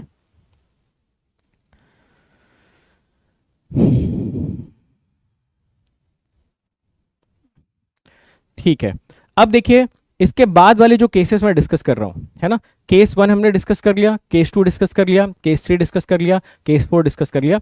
अब देखो केस 5, 6, 7 तीन इवेंट्स के रिगार्डिंग है ना। अब यार इसका मैं आपको प्रूफ तो नहीं दे रहा हूं, बट मैं आपको यही इंकरेज कर सकता हूं कि आप अगर हो सके तो इसको याद कर लीजिए। ठीक है, वैसे 3 इवेंट्स वाले कभी गेट के एग्जाम में नहीं पूछे गए, बट अगेन अगर पढ़ रहे हो तो सारे केसेस पढ़ लो और इफ पॉसिबल आप इसको याद कर लो, क्योंकि इसको डिराइव भी करोगे तो भी बहुत टाइम लगेगा। तो मैं आपको इसका डायरेक्ट रिजल्ट बता रहा हूँ। ठीक है, कभी फुल कोर्स वगैरह में इसको डिराइव भी करेंगे तो उस टाइम पे देखेंगे। जैसे फर्स्ट वाला तो मेरे ख्याल से अंडरस्टूड है। फर्स्ट वाले में देखो क्या बोला जा रहा है, एटलीस्ट वन ऑफ ए और बी और सी शुड अकर, यही बोला इसने। देखो एटलीस्ट वन ऑफ ए और बी और सी शुड अकर, तो क्या यहाँ पे बेसिकली वो आपसे यूनियन की बात कर रहा था। बताओ क्या यूनियन की डेफिनेशन हमने बिल्कुल सही एक्सटेंड की है। देखो A union B union C, P A plus P B plus P C minus P of A intersection B minus P of B intersection C minus P of C intersection A plus P of A intersection B intersection C. ठीक है, चलो इसको भी मैं important की category में डाल देता हूं। और मेरे ख्याल से ये कीवर्ड सिंपली एक्सटेंशन है आपके केस 1 का, और आपको बस ये फॉर्मूला यूनियन के केस में एक्सटेंड करने की जरूरत है, दैट्स इट। हाँ, इसके बाद वाले जो आएंगे 6ठा 7वां वो आपको थोड़े से अजीब लग सकते हैं, बट अगेन इफ पॉसिबल उसको याद कर लो, ये तो चल जाएगा ना। अरे बोलो भाई आज क्या हो गया, बहुत सन्नाटा इतना क्यों है, थक गए हो क्लास कर करके। थकना नहीं है ना यार, वही तो इंपॉर्टेंट है। ठीक है, चलिए केस 6 पे मैं आ जाता हूं। अब देखो जैसे वहां पे एग्जैक्टली 1 होता था ना, वैसे यहाँ पे एग्जैक्टली 2 है। अब मैं याद करने के कुछ तरीके आपको बता सकता हूं, अब वो तरीके आप कितने अच्छे से याद कर पाते हो टोटली आपके ऊपर डिपेंड करता है। एग्जैक्टली 2 ऑफ 3 है ना, एग्जैक्टली 2 ऑफ 3 हम लोगों ने वहां पे डिस्कशन किया था। तो एग्जैक्टली 2 ऑफ 3 की बात कर रहा है, तो देखो यहीं से आप याद कर सकते हो। देखो यहाँ पे 2 लिखा है, यहाँ पे लिखा है 3, 2 लिखा है मतलब 2 के इंटरसेक्शन ले लो, A intersection B, B intersection C, C intersection A. किस में से लेना था, 3 में से, -3 P of A intersection B intersection C. आप बोलोगे सर इसमें कोई लॉजिक तो है नहीं। हाँ मतलब कोई लॉजिक नहीं है, बट मुझे भी ऐसे ही याद है तो मैंने आपको एक तरीका बता दिया। कभी भी एग्जैक्टली 2 ऑफ 3 पूछे तो 2 का 3 बार इंटरसेक्शन माइनस 3 का एक साथ इंटरसेक्शन, और जब 3 का इंटरसेक्शन आप ले रहे हो तो यहाँ पे 3 टाइम्स इसको कर लेना, है ना। इसको मैं इंपॉर्टेंट तो नहीं बोलूंगा, बट आप फिर भी इसको लिखिए, क्योंकि हम आज की क्लास में जो क्वेश्चन करेंगे मोस्ट प्रॉब्ली शायद उस पर यही कीवर्ड वो एग्जामिनर यूज कर रहा होगा। ठीक है, 4 बार 5 बार इसको हमें लिख के याद कर लेना चाहिए कि कौन से कीवर्ड्स की कहां पे हम चर्चा कर रहे हैं। ठीक है, एक लास्ट कीवर्ड और देखोगे, उसके बाद सवाल पे आना चाहता हूं मैं।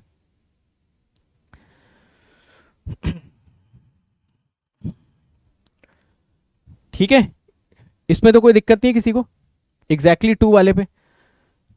ठीक है, चलो अब आ जाते हैं लास्ट वाले पे, exactly 1, exactly 1 of these 3 events occurs, है ना। अब देखो इसको आप चाहो तो लास्ट वाले से भी एक्सटेंड कर सकते थे। एग्जैक्टली 1 का मतलब P A plus P B plus P C, उसके बाद 2 का फैक्टर लगाना, दोनों के इंटरसेक्शन में, फिर 3 का फैक्टर लगाना तीनों के इंटरसेक्शन में। देखो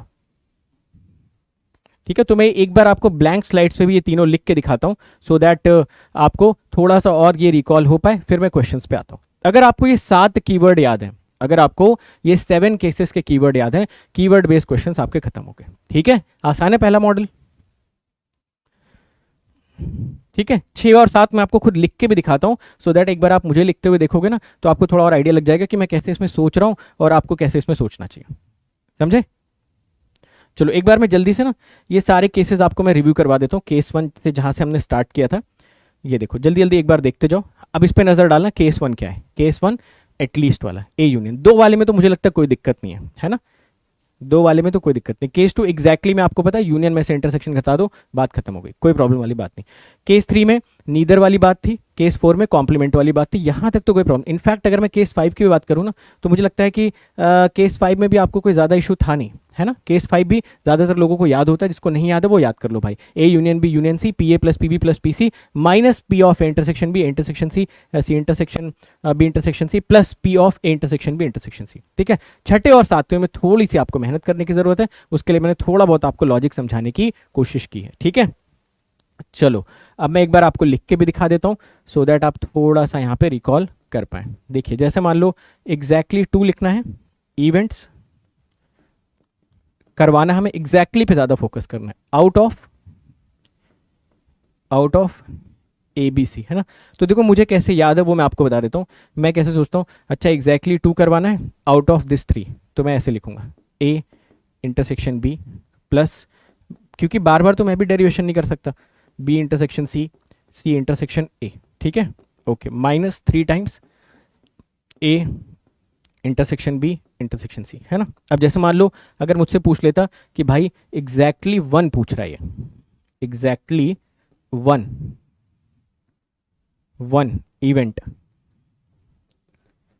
event out of A B C, है ना। 3 इवेंट्स में से एग्जैक्टली 1 पूछ रहा है, तब देखो अब यहाँ पे इसने 1 पूछा है ना, तो मैं 1 से शुरू करूंगा।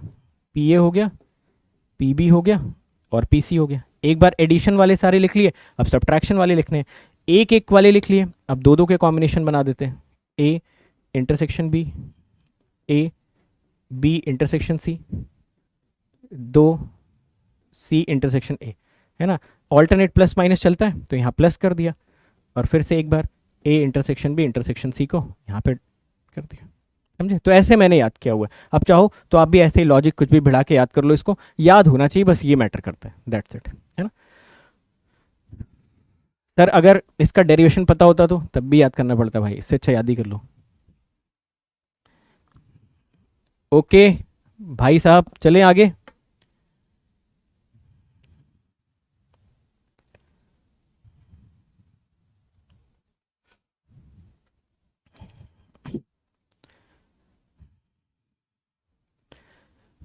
चलो बाकी इसकी समरी भी मैंने यहाँ पे डाल दी है, ठीक है। आप चाहो तो इनकी समरीज भी एक बार गो थ्रू कर लेना, ठीक है।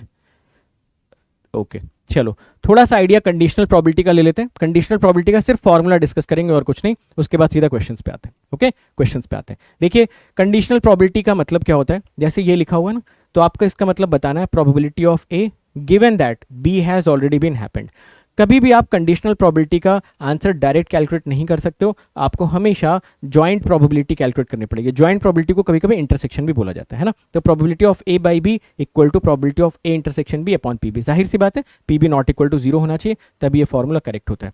तो इसको याद रखने का ज़्यादा आसान तरीका ये वाला होता है कि कभी भी ऐसा आपको लिखना है तो आप ऐसा लिख सकते हो, P A into P of B by A, या फिर P B into P of A by B, है ना। ठीक है, तो ये एक ज़्यादा कन्वीनियंट वे होता है याद करने का, आप चाहो तो ऐसे भी याद कर सकते हो, ठीक है। तो याद रखना कभी भी कंडीशनल प्रोबेबिलिटी हम डायरेक्ट कैलकुलेट नहीं कर सकते, हमेशा उसको आपको किस में कन्वर्ट करना पड़ेगा, इंटरसेक्शन वाली प्रोबेबिलिटी में, तभी वो कैलकुलेट हो पाएगा, अदरवाइज उसका कैलकुलेशन बहुत मुश्किल है। ठीक है, चलें अब कुछ क्वेश्चंस पे आ जाएं। इतना सारा डिस्कशन करने के बाद यहाँ पे वही सारी चीज़ें लिखी जो मैंने अभी भी आपको समझाई। चलो अब कीवर्ड बेस्ड क्वेश्चंस करना स्टार्ट करते हैं। कीवर्ड बेस्ड क्वेश्चंस में आपके वेन डायग्राम बेस्ड क्वेश्चंस भी आ जाएंगे और डायरेक्ट कीवर्ड बेस्ड क्वेश्चंस भी आ जाएंगे, ठीक है। इतनी बात छोटी भी है आसान भी है और इनको क्वेश्चंस पे भी आप अप्लाई करोगे तो आपको समझ भी आ जाएगा कि आपको करना क्या है। ठीक है, देखिए जरा, जैसे इसमें बोल रहा है A and B are events such that, A union B इसने दिया 3/4 और ए इंटरसेक्शन बी इसने दिया 1/4, है ना। आप मुझे बता सकते हो ए इंटरसेक्शन बी अगर आपको 1/4 मेंशन किया है तो ये जो इवेंट है क्या ये म्यूचुअली एक्सक्लूसिव हो सकता है? आप बोलोगे कभी नहीं, म्यूचुअली एक्सक्लूसिव तब होता है जब ए इंटरसेक्शन बी की प्रोबेबिलिटी 0 होती है। ये टर्म्स अभी आगे और एक्सप्लोर करेंगे। ओके ठीक है, तो हम क्या करते हैं ना, इसका वेन डायग्राम बनाते हैं। आइए मेरे साथ सभी लोग इसका वेन डायग्राम बनाइए। वेन डायग्राम में दो इवेंट्स बोल रहे हैं, है ना। ए इंटरसेक्शन बी उसने खुद ही नॉन जीरो दिया था तो हम इंटरसेक्शन जरूर इसका रखेंगे।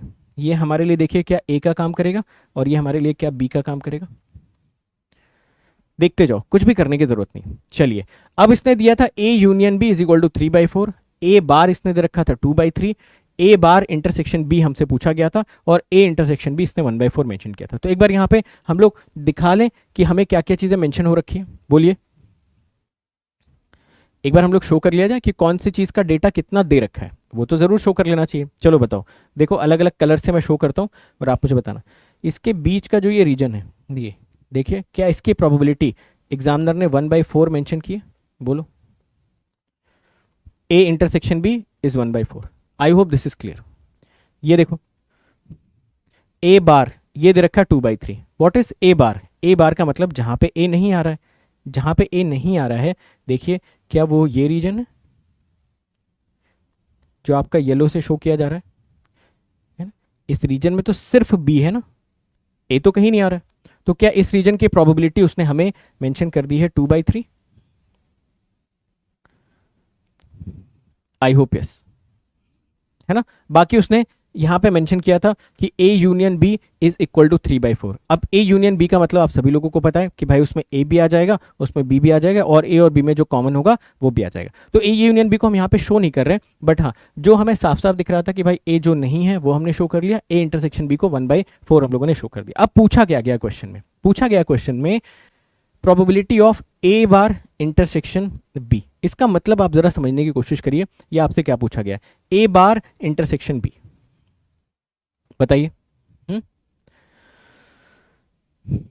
क्या सर्कल के बाहर आएगा? हाँ मतलब ये हटा सकते हो ना, ये बॉक्स तो मैंने ऐसे ही समझाने के लिए बना दिया क्योंकि सैंपल स्पेस की यहाँ पे बात नहीं हो रही। अगर आपको इस बॉक्स से दिक्कत हो रही ना तो आप ये बॉक्स हटा भी सकते हो, ये बॉक्स बनाना नेसेसरी नहीं है। ओके, जब भी आप वेन डायग्राम वाले क्वेश्चंस करते हो ना, you need not to make this box every time. तो मैं इसको हटा देता हूँ। एक ही क्वेश्चन आप करेंगे ना, उसके बाद आपको थोड़ा सा आइडिया लग जाएगा कि आपके यहाँ पे किस तरीके से अप्रोच होनी चाहिए क्वेश्चन में, आपको क्या करना चाहिए। ओके ठीक है, चलो अब मैं आपको ये बताता हूँ। ठीक है, ये बॉक्स हटा दो, कोई प्रॉब्लम नहीं। आपसे देखो ये पूछ रहा है probability of A bar intersection B, यानी ये क्या कहना चाहता है अगर हम लोग इसको नोटिस करें या फिर इसकी बात को समझें तो ज़रा आप बताइए, ये यही तो बोल रहे हैं सिर्फ बी आना चाहिए, ए नहीं आना चाहिए, ओनली बी नो ए, यही तो बोल रहे हैं। ए बार है इंटरसेक्शन बी,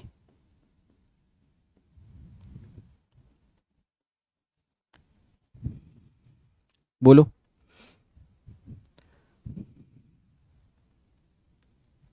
अगर आपको ओनली बी चाहिए, ए नहीं चाहिए, तो क्या हम इसको ऐसा लिख सकते थे, probability of A bar intersection B is equal to P B minus P of A intersection B. बोलिए, बोलो।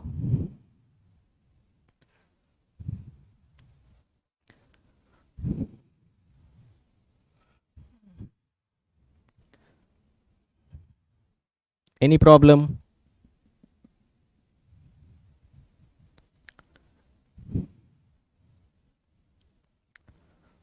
प्रोबेबिलिटी ऑफ ए बार, हाँ ठीक है। चलो इसको सॉल्व करते हैं, इस पूरे एक्सप्रेशन को। इसको अगर हम सॉल्व करें तो देखिए इसको आप क्या लिख सकते थे, P B minus P of A intersection B. ये अब आपको सॉल्व करना है। ये आप सॉल्व करने के लिए पी बी कहीं से भी कैलकुलेट करिए। देखिए क्या यहां से आप पी ए निकाल सकते हो, 1/3। ए यूनियन बी आपको मेंशन किया है, what is A union B? It is P A plus P B minus P of A intersection B. Solve करके बताना यहां से पी बी की वैल्यू कितनी आ जाएगी। This is 3/4। P A question में आपको मेंशन कर रखा था 1/3। पी बी आपको कैलकुलेट करना था। ए इंटरसेक्शन बी आप सभी लोगों को मेंशन किया था 1/4। तो पी बी बता दो यहां से आप सभी लोगों को कितना दिख रहा है। तो it is 3/4 minus 1/3 plus 1/4। Is it not? हाँ, अभी उसी पे हम लोग आ रहे हैं। ठीक है, तो आप अभी आंसर कैलकुलेट करोगे ना, यहां से आपको एक जस्टिफिकेशन भी मिलना चाहिए आई होप, जिससे कि आपको अंदाजा लगेगा कि हाँ ये क्या दोनों सेम ही चीजों की बात हो रही थी या नहीं। आप मुझे बताइए यहां से जो पीबी का एक्सप्रेशन आप सभी को मिल रहा है, what should be the value of PB? तो पीबी आप सभी लोगों को मिलना चाहिए था 2/3। दिख रहा है सभी को 2/3? तो यहां से फाइनल आंसर कैलकुलेट करके बताओ आपको फाइनल आंसर क्या मिलता? 2/3। ए इंटरसेक्शन बी अगर आप इसमें से सब्ट्रैक्ट कर दो 1/4, तो क्या ये वैल्यू आप सभी लोगों को 5/12 मिलना चाहिए या नहीं? बोलिए, आई बात सबको समझ में? है ना? तो आप खुद से मुझे बताइए ना, इसने क्वेश्चन में यही तो बोला था कि पूरे पीबी में से P of A intersection B को आप घटा दीजिए। अगर आप इसको घटाओगे तो ए बार इंटरसेक्शन बी तभी तो मिलेगा, है ना? यानी कि पूरा का पूरा बी वाला सेक्शन चाहिए और जो आपका ए वाला सेक्शन है वो आपको बिल्कुल भी नहीं चाहिए। ओके?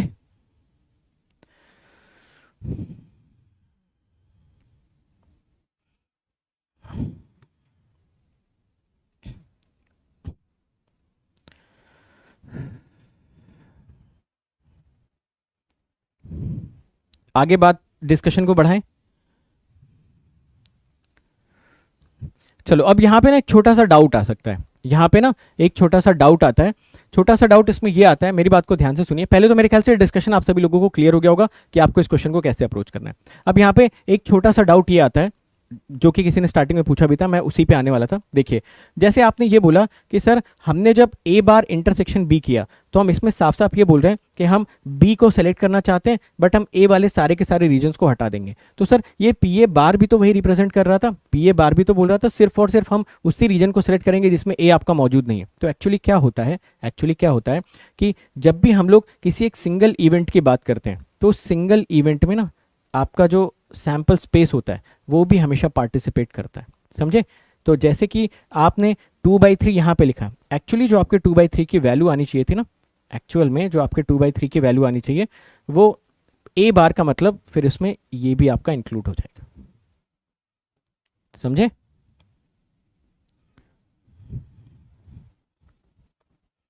है ना? ये है एक्चुअली ए बार, समझे?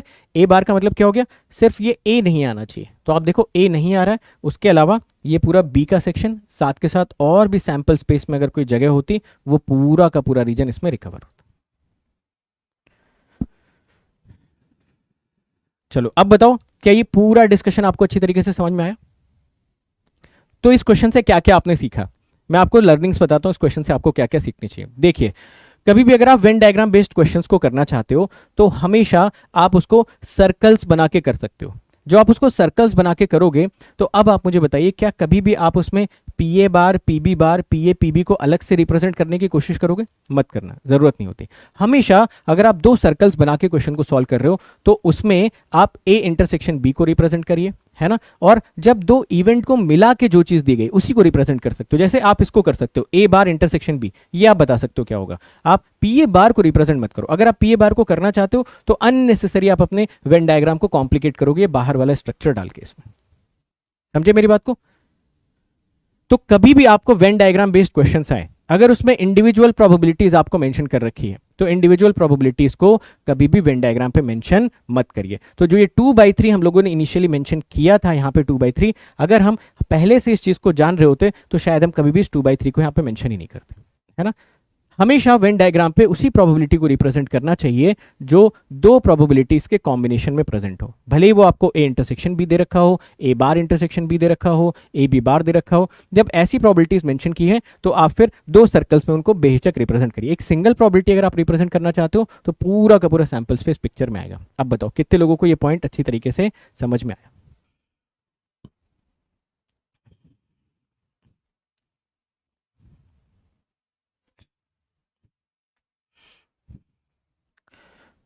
आया समझ में?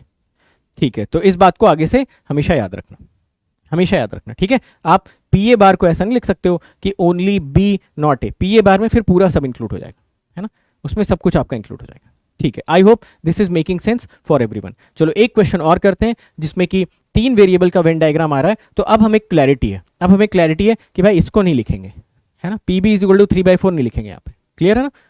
हाँ, इसको रिप्रेजेंट करेंगे, इसको करेंगे, इसके बारे में बात कर लेंगे, इसको अलग से रिप्रेजेंट नहीं करेंगे, कहीं इसकी जरूरत होगी तो यूज कर लेंगे, but we will not represent it. बोलो।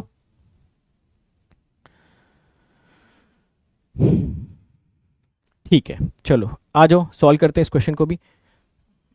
देखिए इसमें आपको 3 इवेंट्स उसने मेंशन कर रखे थे, तो मैं 3 इवेंट्स यहां पे शो करता हूं। ये लीजिए, ये तीनों इवेंट मैंने शो कर दिए। एक का नाम रख लेते हैं ए, चलो इसको ए बोल देते हैं। एक का नाम रख लेते हैं बी, इसको बी बोल देते हैं। एक का नाम रख लेते हैं सी, इसको सी बोल देते हैं। अब देखो क्वेश्चन में क्या क्या दिया है वो देख लेते हैं। देखो इसको पढ़ो, A intersection B intersection C bar. A और बी को लेना है, सी को नहीं लेना है। देखिए ए और बी, मुझे बताइए क्या यही दिया है? अब देखो बहुत आसान हो जाएगा जज करना। ए को लेना है, बी को लेना है, सी को हटा देना, पूरा सी को हटा दिया। इसका उसने डेटा हमें 1/3 मेंशन किया है इसने का, ठीक, परफेक्ट। उसके बाद देखो क्या दिया है, ना तो ए को लेना है ना तो सी को लेना है, सिर्फ बी को रखना है। मतलब ये, इसको दूसरे कलर से शो करते हैं। देखिए देखिए इसकी प्रोबेबिलिटी उसने कितनी मेंशन कर दी है? 1/3। ऐसा पूछा हमसे उसने है B intersection C. B intersection C में बताओ क्या ये पूरा का पूरा आपका पॉइंट आ जाएगा? देखिए बी इंटरसेक्शन सी में बी और सी का कंप्लीट इंटरसेक्शन आएगा, ये पूछा गया आपसे, ये वाला, है ना। अब बताओ इस रीजन को आप कैसे कैलकुलेट कर सकते हो? पूरा जो ये सर्कल बी का दिख रहा है ना, इसकी प्रोबेबिलिटी उसने 3/4 मेंशन की है। अब इस पूरे सर्कल में से आप मुझे बताओ वो कौन सी प्रोबेबिलिटी आप घटा दोगे सो दैट इतनी प्रोबेबिलिटी आपको अलग से मिल जाए। सोच समझ के बताना। Probability of B intersection C आप सभी लोगों से पूछा गया है ना। पूरे बी वाले सर्कल की प्रोबेबिलिटी आप सभी लोगों को पता है, पूरा जो बी वाला सर्कल है ना, इसकी प्रोबेबिलिटी आप सभी लोगों को पता है कि भाई ये तो मेरा 3/4 है। अब इस 3/4 वाले में से आपको ये बताना है कि ये वाला जो आपको दिख रहा है ना ऑरेंज वाला, इतने की प्रोबेबिलिटी अगर आपको कैलकुलेट करनी है तो ये कैसे निकाल सकते हो आप इतने की प्रोबेबिलिटी?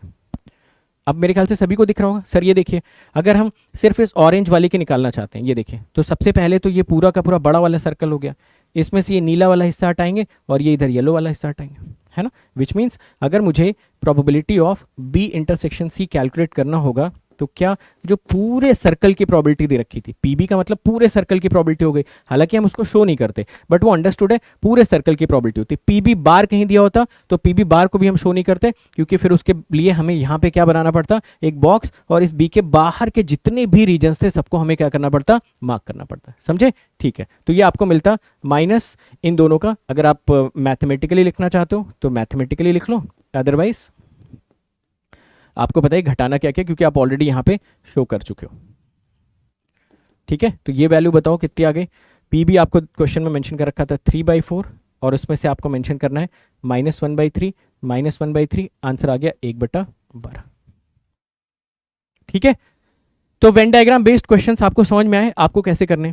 ठीक है, सबसे बड़ी जो गलती होती है वेन डायग्राम बेस्ड क्वेश्चंस में वो यही होती है कि हम इंडिविजुअल प्रोबेबिलिटीज को वहां पे शो करने की कोशिश करने लगते हैं। कभी मत करिए। अगर कभी एक ही प्रोबेबिलिटी दे रखी है मतलब वो पूरे सर्कल की प्रोबेबिलिटी आपको मेंशन कर रखी है, बट कभी अगर आपको ए बार की प्रोबेबिलिटी मेंशन कर रखी है तो इसका मतलब आप पूरे सर्कल पे उसको रिप्रेजेंट मत करिए। हाँ, ए को आप जरूर रिप्रेजेंट कर सकते हो। जैसे लास्ट वाले क्वेश्चन में अगर सपोज यहाँ पे आप P A is equal to 1/3 निकाल लेते ना, तो आप बोल सकते थे पूरा जो ग्रीन सर्कल है इसकी वैल्यू 1/3 है, इस पूरे ग्रीन सर्कल की वैल्यू।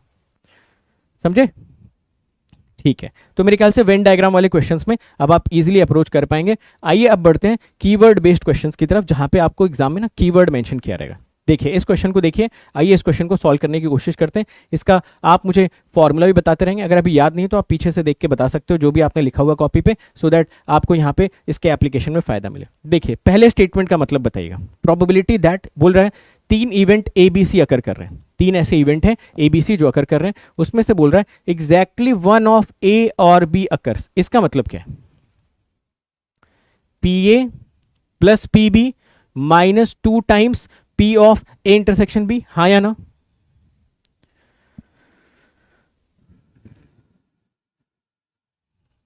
बोलो भाई।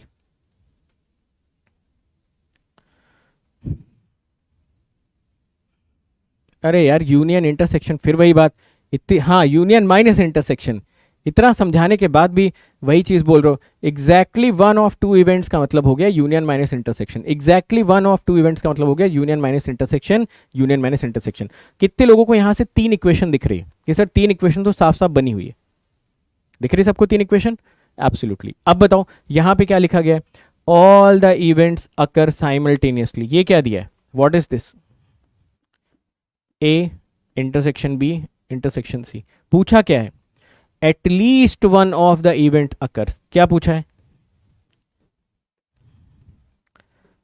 बताओ। अब ये 2 नंबर का सवाल है आपका। सब कुछ तो पता है ना आपको भाई, ये भी पता है, ये भी पता है, ये भी पता है। क्या दिया है, क्या पूछा है, यही है कीवर्ड। कितने लोग ऐसे हैं जो इजीली आइडेंटिफाई कर पा रहे हैं? सर आराम से हो रहा है, कोई दिक्कत वाली बात नहीं। कीवर्ड बेस्ड क्वेश्चन में पूरा का पूरा मैथमेटिकल है, फॉर्मूला याद होना चाहिए, कुछ भी करने की जरूरत नहीं। ठीक है, परफेक्ट। ठीक है, यानी निकालना आपको ये। चलिए, तो पहले जो तीन इक्वेशंस दे रखी है कम से कम उसकी तो बात कर ली जाए। P A plus P B minus 2 times P of A intersection B equal to, वही यूनियन माइनस इंटरसेक्शन करोगे, कितना दिया हुआ है? 1/4। It is equal to 1/4। Then P. अब यार यहाँ पे ये कोई नहीं बोल सकता कि सर ये प्रॉबिलिटी नहीं आ रही हमें। भाई इसमें तो कुछ भी नहीं है ना, इसमें तो प्रॉबिलिटी का कोई स्टेटमेंट यूज नहीं हो रहा है। कीवर्ड आपको पता होना चाहिए। जैसे आप फॉर्मूलेज याद करते हो डिफरेंट डिफरेंट चीज़ों के, वैसे यहाँ पे कीवर्ड्स आपको याद करने पड़ेंगे। फॉर्मूले याद किए ना अभी आपने, डिफरेंशियल इक्वेशन में कितने सारे याद किए। उसके बाद आपने काउचीज रेसिड्यू थ्योरम पढ़ा, वहाँ पे भी याद किए, तो वहाँ पे आपने कोई आपत्ति नहीं जताई। तो यहाँ पे भी आपको कोई आपत्ति जताने का हक नहीं है ना। ये तीन हमारे पास एक्सप्रेशंस आ गए। अब हमें तीसरा जो यहाँ पे डेटा दे रखा था वो दे रखा था probability of A intersection B intersection C. इसकी वैल्यू क्वेश्चन में कितनी मेंशन कर रखी थी, इसको एक बार चेक कर लेते हैं। 1/16। ठीक है, इतना डेटा क्वेश्चन में दे रखा था साफ साफ हमको, अगर आप नोटिस कर रहे हो तो दिया है ना इतना डेटा आपको क्वेश्चन में। परफेक्ट। चलो, अब अगर इतना डेटा आपको दिया है और पूछा था आपसे probability of A union B union C, ये क्या होता है? P A plus P B plus P C minus P of A intersection B minus P of B intersection C minus P of C intersection A plus P of A intersection B intersection C, है ना। इतना data अगर आप notice कर पा रहे हो तो पहले से ही आपको पता है ये वाला। ये कैसे निकाल सकते हो यहां से लेके यहां तक? Any suggestions from anyone? इतना चीज कैसे कैलकुलेट करें? ये आपके पास डेटा पूरा दिया है, सब दिया, इसमें से एक चीज तो उठा के यहां पे चिपका सकते हो। ये कैसे निकलेगा? बोलो बोलो जल्दी बोलो भाई।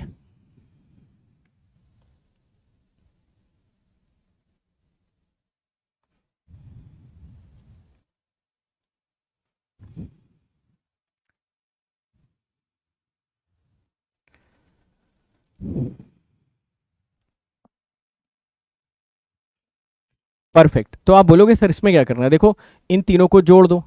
अगर आप इन तीनों को जोड़ोगे, इक्वेशन में नाम दे देता हूं इसको, ये लो इक्वेशन 1, ये लो इक्वेशन 2, ये लो इक्वेशन 3, अगर आप इन तीनों को ऐड करोगे तो क्या आपको यही सेम एक्सप्रेशन 2 टाइम्स मिलेगा? P A plus P B plus P C minus A intersection B minus B intersection C minus C intersection A बराबर 1/4, तो ये 3/4 हो जाएगा। यानी क्या ये जो पूरा का पूरा ये एक्सप्रेशन है इसकी वैल्यू 3/8 हो जाएगी plus 1/16, which means this should be 5/16। बोलो 7/16, 5/16, ठीक है। अब यार अगर ये एप्टीट्यूड नहीं है तो क्या है, बस मुझे ये बता दो। मैं कौन सा ऐसा प्रोबेबिलिटी का आपका बहुत खतरनाक लॉजिक लग गया जहां पे आपको कुछ हवा नहीं लग रही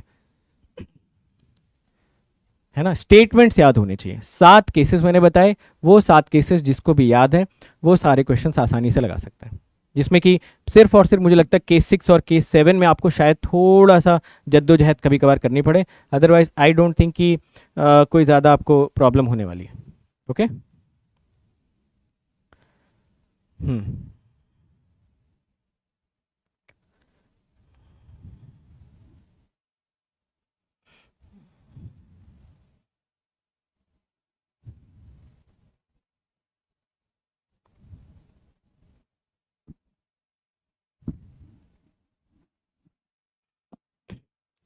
बोलो भाई।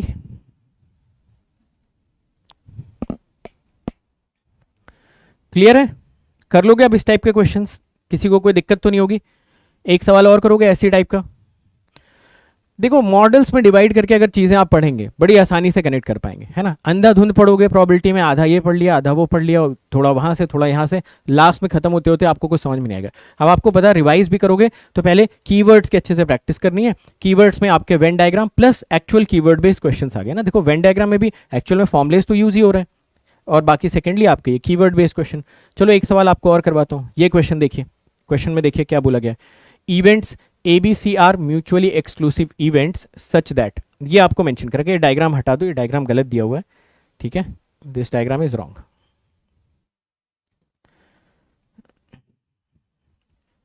क्या गलती है, कोई बता सकता है इस डायग्राम में? चलो बताना, उसके बाद हटाता हूं मैं। इस डायग्राम में क्या गलती दे रखी है? सही डायग्राम देखो, यहां बनाते बनाते रह गया वो, गलत डायग्राम उसने बना दिया। बहुत ही शानदार, है ना?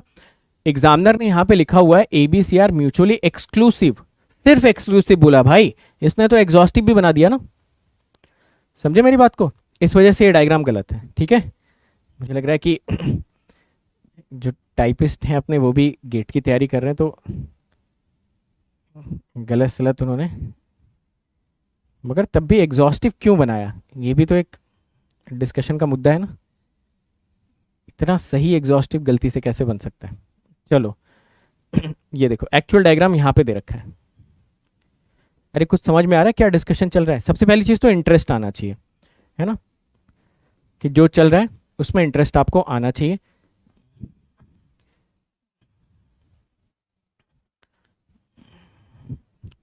A B C, देखो ये डायग्राम ठीक है एवरीवन?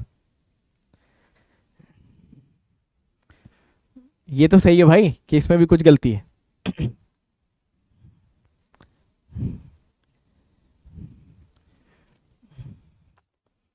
परफेक्ट परफेक्ट, ठीक है। चलो तो क्वेश्चन में आपसे पूछा गया है कि set of positive values of x in the interval.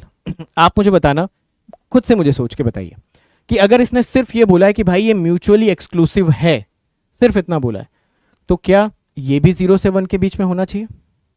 क्या ये भी 0 से 1 के बीच में होना चाहिए? क्या ये भी 0 से 1 के बीच में होना चाहिए? और अगर मैं इन तीनों को जोड़ दूं तो वो भी 0 से 1 के बीच में होना चाहिए। भाई अगर वो म्यूचुअली एक्सक्लूसिव है, बस इतना बोला है ना? तो इसका मतलब तो यही हुआ ना कि भाई ये भी 0 से 1, ये भी 0 से 1, ये भी 0 से 1। समझे मेरी बात को? और जब आप तीनों को जोड़ोगे तब भी 0 से 1। समझिएगा, बहुत छोटा सा डिफरेंस है, ठीक है। तो आप बताओ, क्या यहां पे हमें 4 इक्वेशंस बनानी चाहिए, 0 से लेके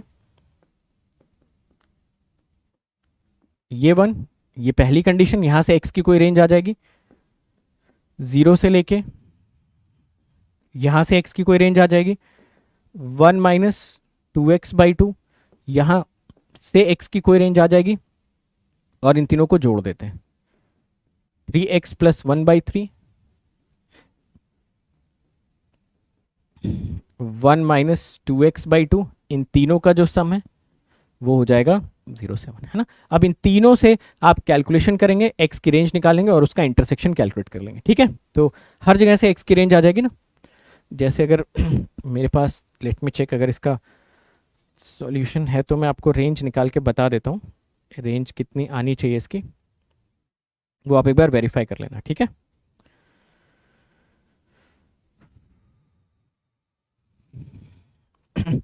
ओवरऑल तो नहीं है मेरे पास, बट इनके इंटरसेक्शंस का रिजल्ट है, ये फर्स्ट, ये सेकंड, ये थर्ड, और ये आपका फोर्थ, ठीक है। इन चारों का इंटरसेक्शन निकालो, 1, इंटरसेक्शन 2, इंटरसेक्शन 3, इंटरसेक्शन 4। इन चारों का अगर हम इंटरसेक्शन निकालें तो हमारा ये आ रहा था 1/3 से लेके 1/2 के बीच में, ठीक है। ये कर लोगे ना, ये तो आप लोग बोलो, 1/3 से लेके 1/2 के बीच में आपका ये आंसर आ जाएगा। ये आप लोग एक बार खुद से चेक करके देखेंगे। बिल्कुल ऐसा ही एक क्वेश्चन आपको और करवाएं, बिल्कुल ऐसा ही क्वेश्चन आपको और करवाएं, जहां पे छोटा सा बस हम लोग चेंज करेंगे, है ना। हाँ, इसमें आप इनइक्वालिटी में 0 to 1 लगा सकते हो ना, क्योंकि इवेंट्स के बारे में कुछ ज़्यादा बताया नहीं, हो सकता है कि इसमें से कोई ऐसा इवेंट हो जिसकी प्रोबेबिलिटी ही पूरी 1 हो जाए, बाकी दोनों की 0 हो जाए, है ना। तो जब भी हम लोग रेंज लगाते हैं ना, तो 0 और 1 को इंक्लूड कर लेते हैं, है ना। इवेंट्स के बारे में कुछ बताया नहीं ना, कि ये इवेंट असल में कौन से एक्सपेरिमेंट से एसोसिएटेड है, ये बी कौन से एक्सपेरिमेंट से एसोसिएटेड है, ये सी कौन से एक्सपेरिमेंट से। तो जब तक एक्सपेरिमेंट्स नहीं पता होते आप इक्वालिटी लगा सकते हो, कोई प्रॉब्लम नहीं। इंटरसेक्शन लेना, इंटरसेक्शन, है ना। ये सब आप एप्लीकेशन ऑफ डेरिवेटिव में सीख चुके हो, इनइक्वालिटी कैसे सॉल्व की जाती है, उनका इंटरसेक्शन कैसे लिया जाता है, ठीक है। इस वजह से इसके आगे का डिस्कशन नहीं कर रहे हैं। चलो अब ये क्वेश्चन देखो, इस क्वेश्चन में आप मुझे बताइए कि क्या थोड़ा सा डिफरेंस आया, डिफरेंस जल्दी से चेक करके बताओ, फिर इसके बाद की प्रॉपर्टीज डिस्कस करते हैं, ठीक है। हाँ, सीधा है ना। इस बार क्वेश्चन पढ़ना,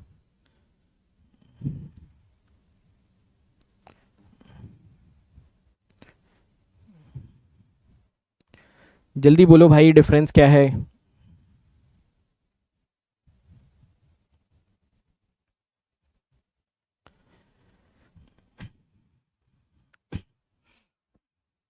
परफेक्ट।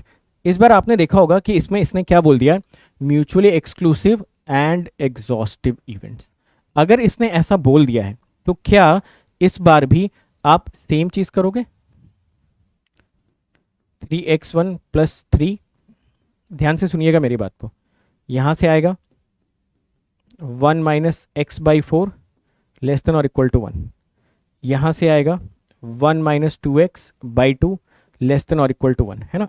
ये तीन तो आपको इनइक्वालिटीज मिलेंगी, बट इस बार इनका जो सम आएगा, बताओ क्या वो आप 0 से 1 के बीच में करोगे या एग्जैक्टली 1 के बराबर करोगे, 0 से 1 के बीच में या फिर एग्जैक्टली 1 करोगे, एग्जैक्टली 1 करोगे, ठीक है। ये एक छोटा सा डिफरेंस है जो आप सभी लोगों को क्लियर होना चाहिए। इस बार आप इन चारों का इंटरसेक्शन लोगे, यानी कि फर्स्ट, सेकंड और थर्ड, इसके इंटरसेक्शन से तो आपको x की रेंज मिलेगी। जो रेंज मिलेगी ना, उसको वेरीफाई करना कि यहां से जो x की वैल्यू आ रही है वो इस रेंज में फिट हो रही है कि नहीं हो रही। जैसे कि सपोज अगर मैं इस इक्वेशन को सॉल्व करूं, तो सॉल्व करने से x की वैल्यू बताना कितनी मिल जा रही है। अगर मैं इसको एग्जैक्टली इक्वल टू 1 पुट कर दूं, 1/3, चलो 1/3 मिली ना। तो सपोज यहां से x इक्वल टू 1/3 मिला।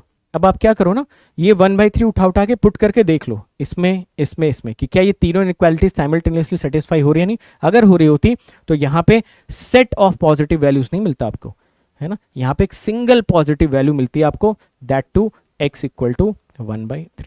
दोनों क्वेश्चन में छोटा सा डिफरेंस है, बट आई होप ये लॉजिकल अंडरस्टैंडिंग आपको अच्छी तरीके से समझ में आ रही होगी। लास्ट केस में भी ये उसने पूछा था, the set of positive values of x in the interval. तो आपने लास्ट केस में भाई चारों में आपने इनइक्वालिटी बनाई, चारों इनइक्वालिटीज को आपने सॉल्व किया, इंटरसेक्शन ले लिया और जो एक्स की पॉजिटिव रेंज थी उसके फॉर्म में आंसर दे दिया, करेक्ट। बट इस केस में क्योंकि उसने एक्सक्लूसिव के साथ एग्जॉस्टिव वर्ड भी यूज कर दिया तो कोई दिक्कत वाली बात नहीं। ए बी सी को तो आपने 0 7 रखा, अनडाउटेडली इसमें कोई डाउट नहीं है, बट एग्जॉस्टिव की वजह से तीनों इवेंट्स की प्रोबेबिलिटीज का सम हमेशा 1 आएगा, तो यहां से एक्स की एक सिंगल वैल्यू मिलेगी। अभी भी हमें इन चारों का इंटरसेक्शन लेना है, which is as good as कि हम x = 1/3 डाल के देख लें कि भाई इन तीनों को सेटिस्फाई कर रहे हैं। अगर कर रहा है तो हम बोलेंगे यहाँ पे कोई रेंज वेंज नहीं आएगी, एक सिंगल वैल्यू x की आएगी, ठीक है। क्लियर है भाई ये सारी की सारी लॉजिकल अंडरस्टैंडिंग? ओके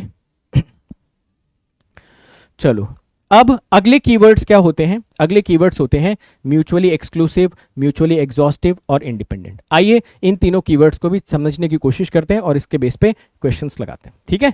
चलिए, सबसे पहला हमारा टाइप्स ऑफ इवेंट्स। कौन कौन से टाइप के इवेंट्स हमारे होते हैं?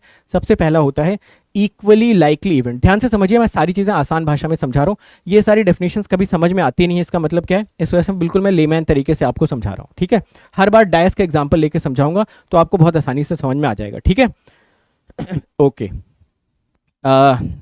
चलिए, जैसे मान लीजिए आपके पास एक डायस है, ठीक है, आपने उस डायस को रोल किया, इवन फेसेस आ गए, प्रोबेबिलिटी बताइए कितनी हो जाएगी? 3/6। सिमिलरली अगर आपसे पूछा गया आपने एक डायस को रोल किया, ऑड फेसेस आ गए, क्या प्रोबेबिलिटी हो जाएंगी? 3/6, 1/2, 1/2। तो क्या इन दोनों इवेंट्स के होने की प्रोबेबिलिटी सेम है? यस। जब भी किसी एक कॉमन सैंपल स्पेस से दो ऐसे इवेंट बनाने जाएं जिनके होने की प्रोबेबिलिटी सेम हो, तो ऐसे इवेंट्स को हमेशा इक्वली लाइकली इवेंट्स बोला जाता है। अब याद रखोगे जिंदगी भर, है ना, अब तो नहीं भूलेगा, है ना। हमेशा सारी चीजें ना डायस के एग्जांपल से रिलेट कर लिया करो, ठीक है। जैसे इसने बोला भी हुआ, देखो, events are equally likely, events are equally likely if they have same probability of occurrence. Example के तौर पे अगर मैं डायस रोल करूं तो और मैं एक इवेंट बना लूं, ये वाला देखिए, outcome are having faces this, outcomes are having faces this, prime faces. तो बताओ क्या E1 के होने की प्रोबेबिलिटी भी 1/2, E2 के होने की प्रोबेबिलिटी भी 1/2? तो क्या मैं बोल सकता हूं ये दो इवेंट्स जिसमें एक बार outcomes are having even faces और एक बार outcomes are having prime faces या ऑड फेसेस, कुछ भी कर देता वो, क्या ये दोनों इक्वली लाइकली इवेंट्स हैं? यस। यानी अगर कभी किसी ऑप्शन में आपको देगा कि A and B are equally likely events, तो बेसिकली क्या आपको A और B की प्रोबेबिलिटी ही निकालनी है। अगर वो बराबर आ गए तो आप बोल देना हाँ भाई वो इक्वली लाइकली है, नहीं आए तो नहीं है। डन है? Very very simple, very very easy to understand, ठीक है। चलो अब आ जाते हैं म्यूचुअली एक्सक्लूसिव, कभी कभी इसी को बोलते हैं डिसजॉइंट, ठीक है। तो गेट कभी कभार क्या करता है ना, ऑप्शंस में ये वर्ड भी यूज करता है, तो वेरी वेरी इंपॉर्टेंट, इस वर्ड को याद रखेंगे, है ना। गेट के क्वेश्चंस में 2 से 3 बार ऐसा हुआ है कि उसने ऑप्शंस में एक्सक्लूसिव की जगह पे डिसजॉइंट वर्ड यूज किया है ना कहीं इसके बारे में हम लोग स्टार्टिंग से डिस्कशन करते हुए आ ही रहे हैं, कहीं ना कहीं इसके बारे में स्टार्टिंग से डिस्कस करते हुए आ रहे हैं। तो आइए एक बार वापस से इसको डिस्कस कर लेते हैं। देखिए इसमें क्या बोला जा रहा है, सपोज आपके पास 2 इवेंट्स हैं, है ना, किसी एक सिंगल सैंपल स्पेस से रिलेटेड 2 इवेंट्स हैं, तो वो 2 इवेंट्स म्यूचुअली एक्सक्लूसिव कब कहलाएंगे? जब उनका इंटरसेक्शन पाई हो जाएगा, यानी कि उनके इंटरसेक्शन की होने की प्रोबेबिलिटी 0 हो जाएगी, ठीक है। तो जब उनका इंटरसेक्शन नल सेट आएगा तो प्रोबेबिलिटी आ जाएगी 0। चेक करो क्या यही हम लोग इतनी देर से डिस्कस कर रहे हैं? तो कम से कम इस चीज में तो आपको कंफर्ट होना चाहिए। If they can not occur together where A and B events are from same sample space, तो A इंटरसेक्शन B हमेशा 0 आना चाहिए। यानी कि किसी भी क्वेश्चन में सपोज अगर आपको ऑप्शन दे रखा है कि events A and events B are mutually exclusive, तो आप क्या चीज चेक करने की कोशिश करोगे, मुझे बताना। सपोज आपको किसी क्वेश्चन में दिया है कि एक इवेंट A है, दूसरा इवेंट B है, ये दोनों इवेंट म्यूचुअली एक्सक्लूसिव है, तो आप क्या चीज चेक करने की कोशिश करोगे, बताइए।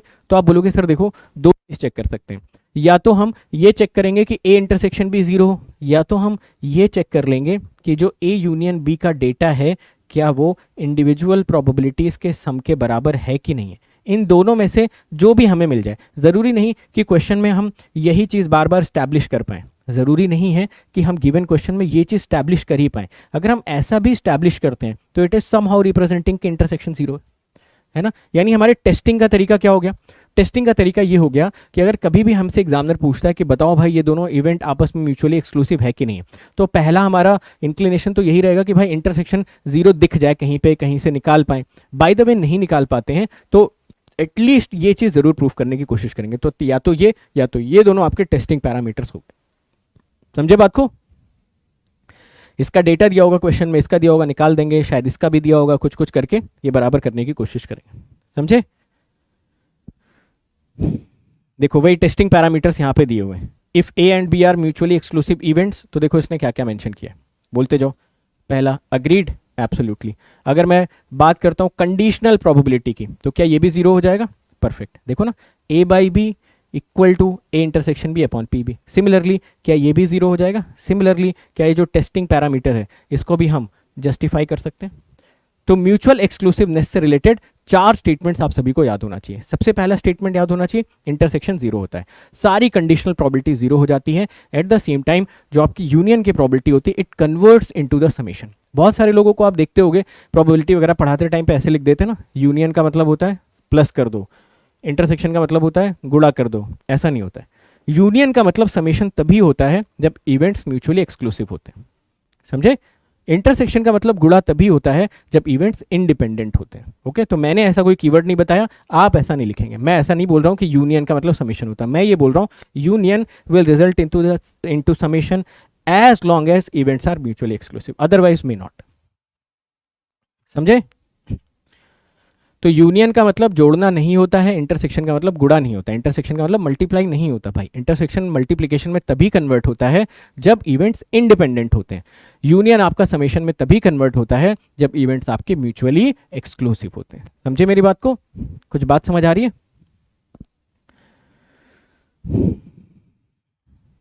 देखो बताओ, क्या ये इवेंट्स आपके म्यूचुअली एक्सक्लूसिव है? एक में इवन आ रहा है, एक में ऑड आ रहा है। E1 इंटरसेक्शन E2 आपको क्या मिल जाएगा? जीरो, है ना? इसका तो हम लोग स्टार्टिंग से डिस्कशन कर रहे हैं। सो आई डोंट थिंक इसमें कोई आइडिया हमें डिस्कस करने की जरूरत। चलो अब केस 2 में जनरलाइज कर लेते हैं। अभी तक 2 इवेंट की बात कर रहे थे, मान लो n इवेंट है which are from same sample space, और ये सारे के सारे म्यूचुअली एक्सक्लूसिव है। तो अगर n events mutually exclusive, mutual word का मतलब होता है एट अ टाइम मैं कोई भी 2 चूज करूं, वो आपस में कैसे हो? इंटरसेक्शन जीरो दे रहा हूं, उनके बीच में कॉमन रीजन नहीं आ रहा हूं। समझे? तो जब भी म्यूचुअल वर्ड यूज किया जाता है ना, जैसे मान लो इसने बोला कि इतने सारे इवेंट्स म्यूचुअली एक्सक्लूसिव है, तो दो के केस में तो समझ में आ रहा है, 2 के केस में तो 2 की ही बात करोगे, बट म्यूचुअल का मतलब होता है कोई भी 2। तो जब आप n की बात करोगे तो देखो मैं ऐसे लिख सकता था क्या कि भाई EI इंटरसेक्शन EJ, जहां पे कोई भी I ले लो, कोई भी J लो, एज लॉन्ग एज ये I और J सेम ही नहीं है। भाई सेम से थोड़ी हो जाएगा म्यूचुअली एक्सक्लूसिव। तो देखो वही लिखा हुआ है, for all IJ except I is not equal to J, है ना? तो अगर मान लो हमारे पास 3 इवेंट्स हैं और हमें ये बोलना है कि these 3 events are mutually exclusive, तो एट ए टाइम किन्हीं भी 2 का इंटरसेक्शन हमेशा जीरो होना चाहिए। ए और बी का इंटरसेक्शन भी जीरो होगा, बी और सी का भी जीरो होगा, सी और ए का भी जीरो होगा। क्लियर है बात सभी को? क्या देखो इसका वेन डायग्राम बहुत क्लियर है। क्या यहाँ पे ये n इवेंट्स म्यूचुअली एक्सक्लूसिव है? बिल्कुल, कहीं से कोई इंटरसेक्शन नहीं है, सब जीरो है। कोई किसी भी लेके देख लो आप। समझे मेरी बात को? ठीक है, अब देखो यही चीज मैंने आपको समझाई। देखिए union union union equal to summation summation summation. देखो क्या बोला जा रहा है, only when E1 E2 are mutually exclusive events over same sample space. Union आपका समेशन में तभी कन्वर्ट होता है जब सारे के सारे इवेंट्स आपस में कैसे होंगे? म्यूचुअली एक्सक्लूसिव, जब उनके इंटरसेक्शन जीरो आ रहे होंगे, है ना? आप चाहें तो A union B union C में भी लगा के देख सकते हैं। अगर आप A union B union C का फॉर्मूला देखेंगे तो उस केस में आपको A इंटरसेक्शन B क्या मिलेगा? जीरो। B इंटरसेक्शन C क्या मिलेगा? जीरो। C इंटरसेक्शन A क्या मिलेगा? जीरो। और A intersection B intersection C भी क्या मिलेगा? जीरो। अगर म्यूचुअली एक्सक्लूसिव है तो अगर किसी 2 में भी कुछ कॉमन नहीं आ रहा तो 3 में भी तो कॉमन नहीं आएगा ना भाई। ठीक है, चलो अब बात कर लेते हैं एग्जॉस्टिव ऑफ इवेंट्स। एग्जॉस्टिव का मतलब क्या होता है? देखिए ध्यान से समझिए। एग्जॉस्टिव का सिंपल सा मतलब ये है कि ये जो सारे के सारे इवेंट्स हैं, है ना, सारे इवेंट्स जो आप ले रहे हो, अगर मैं इन सारे इवेंट्स का यूनियन ले लूँ, यूनियन लेने के बाद इसकी प्रोबेबिलिटी कैलकुलेट करूँ, तो आंसर मुझे हमेशा क्या मिल जाए, 1 मिल जाए। ये एग्जॉस्टिव होता है ना। एक्सक्लूसिव और एग्जॉस्टिव अलग अलग बातें होती हैं, ठीक है। एग्जॉस्टिव और एक्सक्लूसिव अलग अलग बातें होती है। एक्सक्लूसिव में ये बोल रहा है कि भाई आप ये सारे इवेंट्स ले लीजिए, ये सारे के सारे जो इवेंट्स हैं इनका यूनियन ले लीजिए, यूनियन लेने के बाद अगर प्रोबेबिलिटी 1 आ रही है तो ये एग्जॉस्टिव हो जाएगा, है ना। एग्जॉस्टिव के केस में ये इवेंट्स एक्सक्लूसिव हो सकते हैं, नहीं भी हो सकते हैं, है ना। जैसे हो सकता है सैंपल स्पेस ऐसा बने, हो सकता है सैंपल स्पेस ऐसा बने। तो एग्जॉस्टिव का सिंपल सा मतलब है, ये देखिए ऐसा भी बन सकता है, ये देखो इसमें देखो सब ओवरलैप कर रहे हैं एक दूसरे से, मगर तब भी पूरा सैंपल स्पेस कवर कर रहे हैं।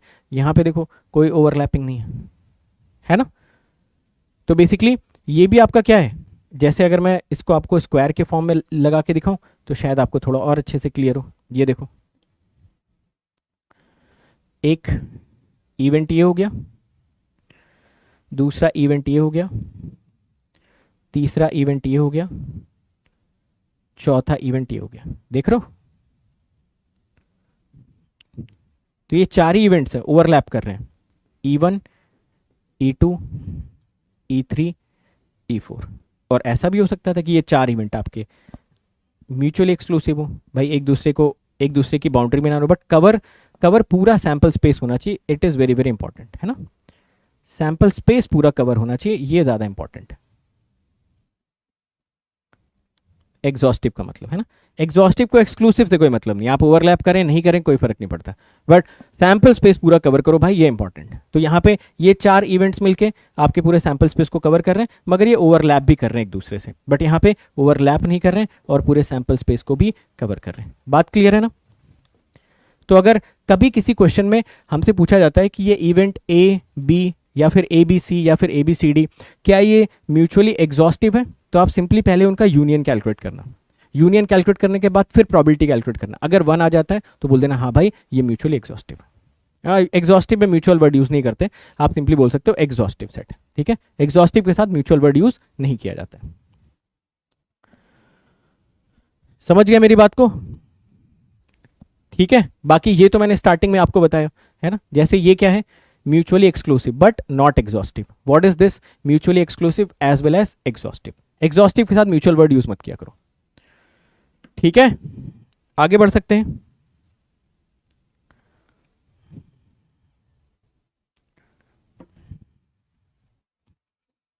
चलो अब एक लास्ट चीज आप लोग मुझे बता दो, एक लास्ट चीज। जैसे मान लो यही केस देखो, एक केस आपके सामने है ना, यहां से आपको थोड़ी और क्लैरिटी मिल जाएगी। देखिए एक मैंने एक्सपेरिमेंट परफॉर्म किया, रोलिंग ऑफ अ डाइस, है ना। खुद से आप देख के बताना।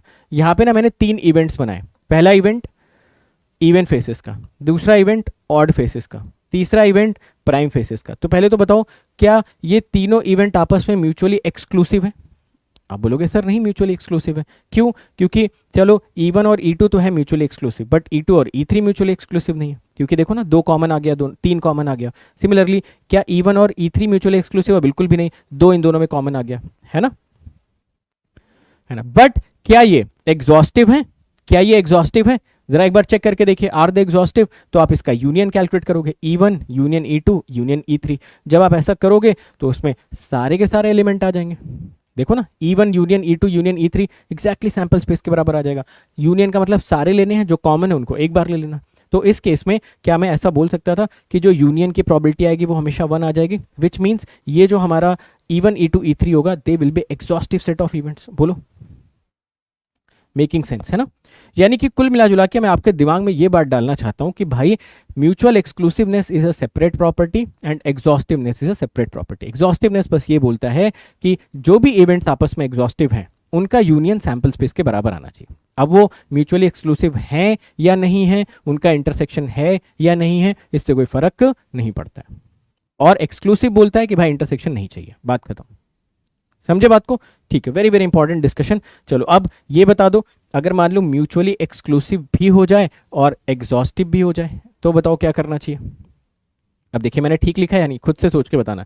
ये इवेंट्स हैं, इनका जो इंटरसेक्शन यूनियन होगा वो S के बराबर होगा और किसी भी 2 का इंटरसेक्शन फाई के बराबर होगा। देखो क्या ये डेफिनेशन क्लियर है। एक बार इस डेफिनेशन पे भी क्वेश्चन आया हुआ है। अगर इवेंट म्यूचुअली एक्सक्लूसिव है विच मीन्स किन्हीं भी दो का intersection phi as long as ये डिफरेंट है, और अगर एग्जॉस्टिव है तो सबका यूनियन सैंपल स्पेस के बराबर आना चाहिए। बात खत्म। डन है। चलो अब एक लास्ट हमारा कीवर्ड आता है इंडिपेंडेंट इवेंट्स। क्या होते हैं इंडिपेंडेंट इवेंट्स, आइए इसके बारे में थोड़ी सी चर्चा कर लेते हैं। देखिए जब भी दो इवेंट्स इंडिपेंडेंट होते हैं तो वो सेम सैंपल स्पेस में भी हो सकते हैं, डिफरेंट सैंपल स्पेस में भी हो सकते हैं। समझे? अभी तक आपने जितने भी प्रॉपर्टीज की बात की वो सारे सेम सैंपल स्पेस पे बात कर रहे थे, चाहे वो आप बात कर रहे थे म्यूचुअल एक्सक्लूसिव होने की, चाहे एग्जॉस्टिव होने की। ये सारे केसेस तभी हो रहे थे जब आप एक ही एक्सपेरिमेंट परफॉर्म कर रहे थे। एक ही एक्सपेरिमेंट परफॉर्म किया, उसी में दो इवेंट बना लिए, उन्हीं को आप म्यूचुअली एक्सक्लूसिव या एग्जॉस्टिव बनाने की कोशिश कर रहे हो। बट जब भी हम इंडिपेंडेंट इवेंट्स की बात कर रहे हैं ना, तो देखो इंडिपेंडेंट इवेंट्स में बोला जा रहा है A and B are said to be independent if occurrence or non-occurrence of one event does not affect the occurrence of the other event। एक हो रहा है या नहीं हो रहा है उससे दूसरे को कोई फर्क नहीं पड़ने वाला है। ठीक है, मैथमेटिकली हम लोग इसको कैसे बता सकते हैं? देखिए जैसे हमने दो अलग अलग एक्सपेरिमेंट परफॉर्म कर दिए है ना, एक एक्सपेरिमेंट हमने परफॉर्म किया रोलिंग ऑफ अ डायस और एक हमने परफॉर्म कर दिया टॉसिंग ऑफ अ कॉइन। अब एक हाथ में मेरे डायस है, एक हाथ में कॉइन है, मैंने एक से कॉइन उछाल दिया, एक से डायस रोल कर दिया। बताओ इधर 1 से 6 तक कौन सा नंबर आएगा और इधर हेड या टेल आएगा, उनका आपस में कोई लेना देना है?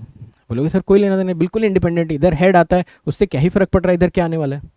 समझे मेरी बात को? तो ये देखो दो अलग अलग सैंपल स्पेस थे, इनके जो दो इवेंट्स आपने बनाए ना ये आपस में independent events. Is it not? Absolutely, है ना। आप बोलोगे सर क्या सेम सैंपल स्पेस में भी इंडिपेंडेंट इवेंट्स हो सकते हैं क्या? बिल्कुल हो सकते हैं भाई। सेम सैंपल स्पेस का भी एक एग्जांपल आपको बताता हूँ। ये देखो जैसे मान लो आपके पास एक बॉक्स है, उस बॉक्स में ना 5 येलो बॉल्स रखी हैं। आपने क्या किया, एक येलो बॉल निकाला और वापस उसमें रख दिया। अब आप बताना जो आप दूसरी बार येलो बॉल निकालने जाओगे तो क्या इस बात से फर्क पड़ता है क्या कि पहली बार आपने क्या निकाला था? क्या ही फर्क पड़ता है इससे? अगर सारी की सारी इसमें पीली बॉल्स रखी हुई हैं तो अगर मान लो मैं एक येलो बॉल निकाल लेता हूं, है ना, और अगर मैं दूसरी बॉल निकालता हूं तो क्या ही फर्क पड़ता है कि मैंने पहली बार क्या निकाली थी? ऐसा तो है नहीं कि अगर मैं पहले रेड निकालूंगा तभी येलो निकलेगी, या पहले मैं ब्लैक निकालूंगा तभी मेरी अगली येलो निकलेगी। समझे? तो ये देखो एक सेम सैंपल स्पेस पे दो इंडिपेंडेंट इवेंट्स का एग्जांपल है। पिक वन येलो बॉल, उसको वापस रख दो, पिक अनदर येलो बॉल। तो ये दोनों जो इवेंट्स आपने लिखे they are totally independent events. Okay everyone, चलो ये तो समझने वाली बात हो गई। अब मैथमेटिकली कैसे वेरीफाई करोगे? अल्टीमेट सब कुछ बात घूम के मैथमेटिक्स पे आएगी ना। एक एग्जाम में तो स्टेटमेंट लिखा रहेगा कि भाई event A and B are independent, तो उसको हम वेरीफाई कैसे करेंगे? बस वो वेरिफिकेशन बहुत ज्यादा इंपॉर्टेंट होता है। उसके लिए देखिए क्या बोला जा रहा है, खुद से बताइए। जब भी ए और बी इंडिपेंडेंट इवेंट है, जब भी ए और बी इंडिपेंडेंट इवेंट है तो क्या conditional probability of A given B will be equal to A? फर्क ही नहीं पड़ रहा बी से, इसको ए से फर्क नहीं पड़ रहा, ये लो, है ना। तो बताना ए इंटरसेक्शन बी जो था will it be equal to P of A by B into P B? बोलो यस, या P of B by A into P A which is nothing but P A into P B. मतलब अगर आपको कभी भी ये verify करना है कि भाई दो इवेंट्स इंडिपेंडेंट है या नहीं, तो एक बार उनके इंटरसेक्शन का डेटा उठा के ले आओ और एक बार दोनों का अलग अलग डेटा उठा के ले आओ, दोनों को मल्टीप्लाई करो और देखो अगर बाय द वे ये बराबर आ जाते हैं तो 100% ये दोनों इवेंट्स इंडिपेंडेंट। नहीं आते हैं तो फिर ये इवेंट्स डिपेंडेंट। यहां कहां इंटरसेक्शन जीरो भाई? P of A intersection B आ रहा है P A into P B, सामने ही तो लिखा हुआ है P A into P B. Zero कहाँ आ रहा है यहाँ पे? सारा डेरिवेशन आपके सामने लिखा हुआ है। ये लो P of A by B into P B, अगर ये इंडिपेंडेंट है तो बी से कोई फर्क नहीं पड़ेगा, ये पी ए में कन्वर्ट हो जाएगा, this is P A into P B. तो ऑल इन ऑल क्या ये आपको मैथमेटिकल टेस्टिंग समझ आई कि कैसे करनी है अगर ऑप्शन में ऐसा दे रखा है events are mathematically events are independent? I hope yes, है ना। चलो एक बार हम लोग क्या करते हैं, एक थ्योरम देख लेते हैं, एक थ्योरम इसमें देखते हैं, फिर हम एक क्वेश्चन एटलीस्ट आज की क्लास में एक या दो क्वेश्चन तो करके जरूर जाएंगे। ठीक है, कीवर्ड बेस्ड कहाँ चला गया? हाँ ये बताओ, ये समझ आया ना सभी को A and B are independent events? ठीक,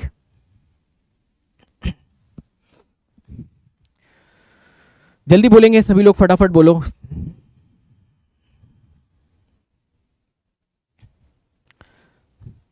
कंडीशनल प्रोबेबिलिटी का ये जो एक्सप्रेशन है ना, ये मैंने आपको स्टार्टिंग में बताया और ये मैं आपको पता नहीं कितनी बार बता चुका हूँ।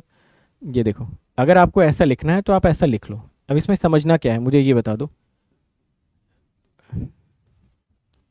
ये एक्सप्रेशन की आप बात कर रहे हो, ऐसा लिख लो, है ना, ए नीचे बी भी नीचे। ये अगर आप बोल रहे हो नहीं समझ में आया तो आप मुझे बताओ इसका मतलब क्या होता है। Probability that event A is occurring given that B has already been happened. तो अगर ये ए और बी इंडिपेंडेंट है तो बताओ B has already been happened से कोई फर्क पड़ता है? जैसे मान लो आप ये बोल रहे हो कि सर मैं 10वीं में बहुत बड़ा टॉपर था अपने कॉलेज में, सर स्कूल में सर सबसे ज़्यादा नंबर लेके आता था, बहुत पढ़ने में तेज था सर, मगर मेरा गेट का कट ऑफ नहीं निकला। तो बताओ क्या ये दोनों इवेंट्स बिल्कुल इंडिपेंडेंट है? बिल्कुल। क्या ही फर्क पड़ता है भाई, आप 10वीं में टॉपर थे, आप अपने सेमेस्टर में बहुत बड़े टॉपर हो, या फिर आपने 90% लेके आ गए, है ना, सारे सब्जेक्ट्स में डिस्टिंक्शन है, बट अगर कॉम्पिटिटिव एग्जाम नहीं निकल रहा है तो कोई फ़र्क नहीं पड़ता ना। अब हो सकता है कोई ऐसा हो जो अपने कॉलेज में स्कूल में बहुत कम नंबर लेके आता हो, 60% भी उसके पूरे ना हो, कॉलेज में शायद उसके 50% भी नहीं बने हो, बट गेट में वो 10वीं रैंक लेके आया। तो इंडिपेंडेंट इवेंट है। ऐसा नहीं कि अगर आप 10वीं में बहुत बड़े टॉपर हो और पूरी दुनिया जहाँ में नाम कमा रखा है तो आप गेट में रैंक ले आओगे, कोई कोरिलेशन ही नहीं। हो सकता है कॉलेज के आप बहुत बड़े टॉपर हो और आपसे कट ऑफ तक गेट का नहीं निकले, और हो सकता है आपके कॉलेज में जिसके ऊपर आप लोग हंसते हो गेट में 50 के अंदर रैंक लेके आ जाए आप ही के सामने। समझे मेरी बात को? वही ये चीज़ है, event A is occurring given that B has already been happened. तो इसको फर्क ही नहीं पड़ रहा ना, बी हो नहीं हो क्या फर्क पड़ता है, प्रोबेबिलिटी ऑफ ए के बराबर ही रहेगा। समझे? अब समझ में आ गया होगा, ठीक है। चलो अब एक दो चीज़ें, अगर आप कुछ थ्योरम्स देखना चाहते हो तो मैं आपको कुछ थ्योरम्स बता देता हूँ। Some theorems are really really very interesting. जैसे ये पहली चीज़ तो अंडरस्टूड है ना, ये तो अंडरस्टूड है ना, A intersection B is equal to P A into P of B by A. Similarly same चीज़ आप थ्री इवेंट्स में भी क्या कर सकते हो, एक्सटेंड कर सकते हो। देखो A intersection B intersection C, P A फिर बी बाई ए, अब सी लिखा तो ए और बी दोनों आएंगे ना साथ में, ए इंटरसेक्शन बी। क्लियर है भाई? A intersection B intersection C को अगर आप लिखना चाहते हो ऐसा लिख सकते हो। तो आप मुझसे पूछ सकते थे सर अगर ये तीनों इंडिपेंडेंट होते तो क्या P A into P B into P C कर देते? जाहिर सी बात है भाई, ना बी को फर्क पड़ता है ए हुआ कि नहीं, ना तो सी को फर्क पड़ता है कि ए और बी एक साथ हुए कि नहीं हुए, है ना, फिर तीनों मल्टीप्लाई हो जाते अगर इंडिपेंडेंट होते तो, है ना। चलो ये थ्योरम बहुत इंपॉर्टेंट है यार। इन सारी थ्योरम्स में से एक यही थ्योरम मैं आपको बताना चाहूँगा जो एक्चुअल में आपके क्वेश्चंस में यूज़ होगी, बाकी तो सब सुनने के लिए ठीक है। Okay, so this is very very important. ये बोल रहा है अगर दो इवेंट्स ए और बी इंडिपेंडेंट हैं तो ए बार बी ये भी इंडिपेंडेंट होंगे, ए बी बार भी इंडिपेंडेंट होंगे, और ए बार बी बार भी इंडिपेंडेंट होंगे। देखो यही बोला, if A and B are two independent events then, अब इस पर फोकस करना, ठीक है, ये एक्चुअल में आपके क्वेश्चंस में यूज़ होगा। ये एक ए बार और बी का कॉम्बिनेशन, ए और बी बार का कॉम्बिनेशन, ए बार और बी बार का combination will also be independent. समझे? तो वो अलग से आपको नहीं देगा, ये अंडरस्टूड है। अगर दो इवेंट्स इंडिपेंडेंट हैं तो उनके फंक्शंस भी इंडिपेंडेंट होते हैं। अब फंक्शंस में यहां पे जनरली हम कॉम्प्लीमेंट की बात कर रहे हैं। ये देखो, अगर तीन इवेंट्स इंडिपेंडेंट हैं, अगर तीन इवेंट्स आपके इंडिपेंडेंट हैं तो कहां गया, हाँ ये देखो, ये देखो ठीक लिखा ये, और ये दोनों, इन दोनों में डिफरेंस देखना, इन दोनों में डिफरेंस देखने की कोशिश करना। इसमें बोल रहा है इवेंट तो तीन है बट इंडिपेंडेंट दो ही हैं, तो सिर्फ इंटरसेक्शन ए बी को आप पी ए पी बी लिख सकते हो, बी सी को पी बी पी सी लिख सकते हो, सी ए को पी सी पी ए लिख सकते हो। इसको आप कुछ नहीं लिख सकते भाई, अगर उसने सिर्फ दो के बारे में जानकारी दे रखी है तो डन है। बट अगर उसने बोल रखा तीनों इंडिपेंडेंट है तब आप इसको भी इंक्लूड कर सकते हो। समझ गए? कुछ छोटी छोटी बातें जो आपको कुछ न्यूमेरिकल्स में यूज होंगी। क्लियर है बात सभी को? एक बार इसको देख लो जल्दी से फटाफट, तीसरा चौथा पांचवा। स्कूल में यार हर कोई टॉपर ही होता है पढ़ने में, समझे? स्कूल में कॉलेज में सबके अच्छे नंबर आ जाते हैं। फर्क ये पड़ता है कि आप जब ओपन मार्केट में आते हो ना, जहाँ पे दुनिया जहाँ के लोग हैं, जहाँ पे वो भी है जो किसी सरकारी स्कूल से पढ़ा हुआ है, जहाँ पे वो भी है जो किसी कॉन्वेंट स्कूल से पढ़ा हुआ है, जहाँ पे वो भी है जिसके पास कोई रिसोर्सेज नहीं थे बट उसको रिसोर्सेज मिल गए, समझे? तो बहुत सारे जब ओपन मार्केट में आते हो ना फिर असली टैलेंट पता चलता है कि भाई सच में दम किसके अंदर था, समझे?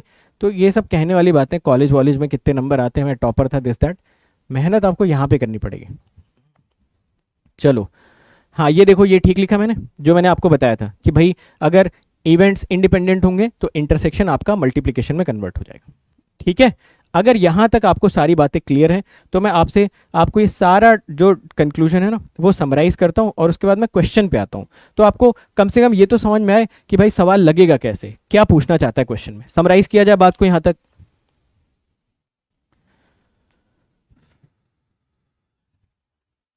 आइए जल्दी से समराइज कर लेते हैं क्या क्या सीखा। अगर आपको ऐसा लग रहा हो तो बातों बातों में हम लोगों ने ना कीवर्ड बेस्ड पूरा का पूरा क्वेश्चन खत्म कर लिया, पूरा का पूरा क्वेश्चन हम लोगों ने खत्म कर लिया। सबसे पहले जब भी आप प्रोबेबिलिटी को रिवाइज करने बैठेंगे तो सबसे पहली चीज एक बार डायस का ना, जो मैंने आप लोगों को एक्सपेरिमेंट और उसके थ्रू जो इवेंट्स बनते हैं ना उसको अपने दिमाग में चला लेना। अच्छा, डायस को रोल किया, उसमें अगर इवन फेसेस आएंगे तो वो एक इवेंट है, ऑड फेसेस आएंगे तो एक इवेंट है, प्राइम फेसेस आएंगे तो एक इवेंट है। वो बात हम लोगों ने अपने दिमाग में क्विकली चला ली। फिर उसके बाद वो 7 cases, 7 keywords, either A or B or both should occur. At least one of A or B should occur means union.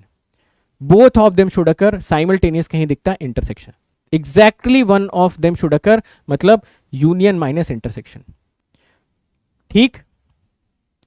At least one of A, B, C occurs, P of A union B union C. Exactly two of 3 event occurs, उसका formula.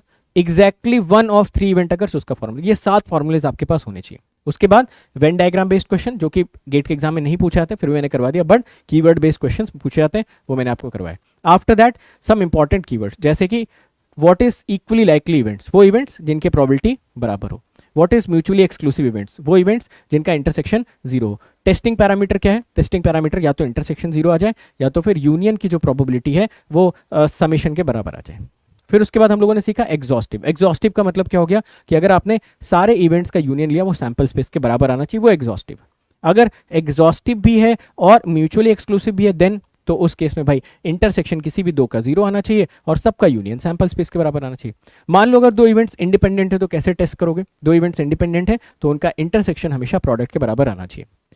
अगर 2 events independent हैं तो क्या उनके functions पे independent होंगे? Absolutely. मतलब function का मतलब यहाँ पे कॉम्प्लीमेंट से हम लोग एसोसिएट कर रहे हैं। क्लियर है ना सारी बातें? तो सवाल किया जाए। आइए एक क्वेश्चन करते हैं इसको, है ना, और यहीं से हमको सारा आइडिया लग जाएगा। अब एग्जाम में आपके सामने ऐसा क्वेश्चन आएगा, गेट के एग्जाम में 2 नंबर का ये सवाल आपके सामने लिखा हुआ है। एमएसक्यू का क्वेश्चन या एमसीक्यू का क्वेश्चन, दोनों टाइप के क्वेश्चन पे बनते हैं, बहुत पॉपुलर होता है, बहुत पॉपुलर मॉडल है गेट वालों का। आप जाके देखेंगे अगर तो बहुत बार गेट में ऐसे क्वेश्चन पूछे गए जहाँ पे कभी स्टेटमेंट लिखा होगा, कभी कुछ डेटा दिया होगा और 4-5 स्टेटमेंट ऐसे लिखे होंगे आपके सामने। ठीक है, तो आपको कैसे अप्रोच करना चाहिए इस क्वेश्चन को मैं आपको समझाता हूं। देखिए आप पहले एक बार क्वेश्चन पढ़ लो। आपने पढ़ा अच्छा ए और बी 2 इवेंट्स थे, कुछ उसने मेंशन कर रखा है। उसके बाद इसने दिया है A bar stands for the complement of the event A, the events A and B are. ठीक है, independent but not equally likely, independent and equally likely, mutually exclusive and independent, equally likely but and independent. तो सबसे पहले आप ये options पढ़ के check कर लिया करो कि क्या क्या टेस्ट करना है। जैसे मुझे ये समझ में आ रहा है कि एक तो इक्वली लाइकली टेस्ट करना है, एक तो म्यूचुअल एक्सक्लूसिवनेस टेस्ट करना है और एक तो इसमें टेस्ट करना है इंडिपेंडेंसी। बात समझ आई? ऑप्शन हम वेरीफाई नहीं कर रहे हैं, मैं क्या कर रहा हूँ, मैं ये देख रहा हूँ पूछ क्या रहा है। Independent, equally likely, mutual exclusiveness, yes और नो?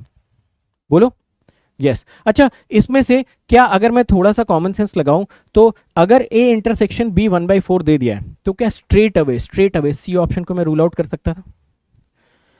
भाई इंटरसेक्शन की वैल्यू खुद ही बोल रहा है 1/4 है और बोल रहा है म्यूचुअली एक्सक्लूसिव है, ये कैसी बात हुई भाई? ये तो कोई मतलब ही नहीं हुआ, है ना? अरे इसका क्या मतलब है भाई? ए इंटरसेक्शन भी आप बोल रहे हो 1/4 और ऑप्शन में दे रहे हो म्यूचुअली एक्सक्लूसिव। ये तो आपने खुद अपने पैर पे कुल्हाड़ी मार लिया। मैं तो इसको सीधा ही कट कर दूंगा, ये तो हमारे डिस्कशन का मुद्दा होगा ही नहीं। बट अगेन चलो मान लेते हैं हम ये नोटिस नहीं कर पाते, बाय द वे, है ना, मान लो हम नोटिस नहीं कर पाते तो हम क्या करते, आराम से इस क्वेश्चन को सॉल्व करते हैं। हम सबसे पहले यहां से क्या क्या डेटा दिया वो मैं उठा लेता हूं। ए यूनियन बी का बार दिया हुआ है क्या दिया हमको 1/6, ए इंटरसेक्शन भी दिया 1/4, ये दिया है 1/6 और ए इंटरसेक्शन, कोई डेटा गलत होगा तो बता देना, 1/4 और क्या दिया पी ए बार 1/4। चलो इतना डेटा तो क्वेश्चन में दे रखा। ठीक है, अब देखो हम क्या करेंगे, हेडिंग डाल के एक एक चीज़ वेरीफाई कर लेंगे। ठीक है, हमें कोई जल्दी नहीं है, हम हेडिंग डाल के एक एक चीज़ वेरीफाई कर लेते हैं। सबसे पहला इक्वली लाइकली। ठीक है, कर लिया जाए इसको वेरीफाई, इक्वली लाइकली को। आ जाओ कर लेते हैं इसको। सबसे पहले आपने बोला कि भाई पी ए बार यानी कि पी ए की प्रॉबिलिटी तो दे रखी थी 1/4, विच मीन्स इट इज 3/4। कहीं से पी भी मिल जाए तो काम बन सकता है। पी भी मिलने के लिए दुनिया भर का डेटा यहाँ दिया। बताओ P of A union B कितना दे रखा आपको, इज इट 5/6? ये क्या होगा, P A plus P B minus P of A intersection B. सब कुछ दे रखा है, जरा यहाँ से पी बी कैलकुलेट करके बताएंगे आपका कितना आएगा। निकालिए, पी ए पता है, पी बी पता है। मेरे ख्याल से पी बी यहाँ से आपका आ रहा होगा 1/3, अगर किसी ने कैलकुलेट किया होगा। So you must be getting this as 1/3। क्या पी ए और पी बी बराबर आए? कोई सवाल ही नहीं पैदा होता। अगर बराबर नहीं आए हैं तो किस बात का इक्वली लाइकली? तो ये तो खत्म हो गया पहला वाला जो हमारा मुद्दा था, है ना। पहला मुद्दा समझ आया सभी को? तो मैं देख रहा हूँ ना, ऑप्शन में नहीं पढ़ रहा हूँ। ऐसे क्वेश्चन में मैं कभी ऑप्शन ही नहीं पढ़ूंगा, मैं देख लूंगा वो क्या क्या जानना चाहता है। हाँ, कुछ बेसिक ऑब्जर्वेशन जरूर ले सकता हूँ कि भाई अगर इंटरसेक्शन हमारा 0 आ रहा है किसी केस में तो वो म्यूचुअल एक्सक्लूसिव हो गया। इंटरसेक्शन 0 नहीं आ रहा है तो वो नहीं हुआ, तो दैट इज समथिंग हम बता सकते हैं। बट मैं कह रहा हूँ मान लो कि हम अंडर प्रेशर नहीं उसको ऑब्जर्व कर पाए, तो भी हमारे पास एक तरीका होना चाहिए। क्योंकि देखो अगर एग्जाम में ऐसा क्वेश्चन आ गया ना भाई, तो फ्री के मार्क्स हैं वो। अगर आप ऐसे प्रोबेबिलिटी के क्वेश्चंस में भी स्कोर नहीं कर पाए, इसका मतलब फिर आपने बहुत अच्छी अपॉर्चुनिटी मिस कर दी। कुछ भी नहीं, इस क्वेश्चन में कुछ भी नहीं पूछा गया है। चलो सेकंड पे आते हैं और मैं बात कर लेता हूँ यहाँ पे म्यूचुअल एक्सक्लूसिव की। म्यूचुअली एक्सक्लूसिव, ठीक है। अगर मैं बात कर लेता हूँ म्यूचुअली एक्सक्लूसिव की, तो यार म्यूचुअली एक्सक्लूसिव का क्या मतलब है? म्यूचुअली एक्सक्लूसिव का शायद यही मतलब था कि ए यूनियन बी हमारा इसके बराबर है, या तो ये सच हो, है ना, या तो फिर ए इंटरसेक्शन बी हमारा 0 है ना। ठीक है, ना तो ये 0 है ना तो ये बराबर है। आप टेस्ट करके देख लीजिए किसी को अगर डाउट है तो।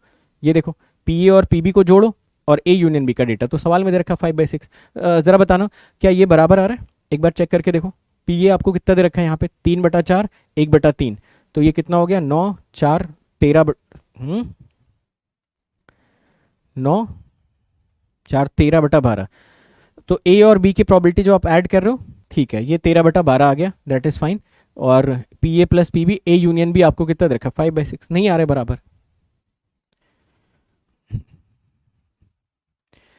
क्या P A by P B 13/12? How it can be possible? क्यों क्यों नहीं पॉसिबल हो सकता?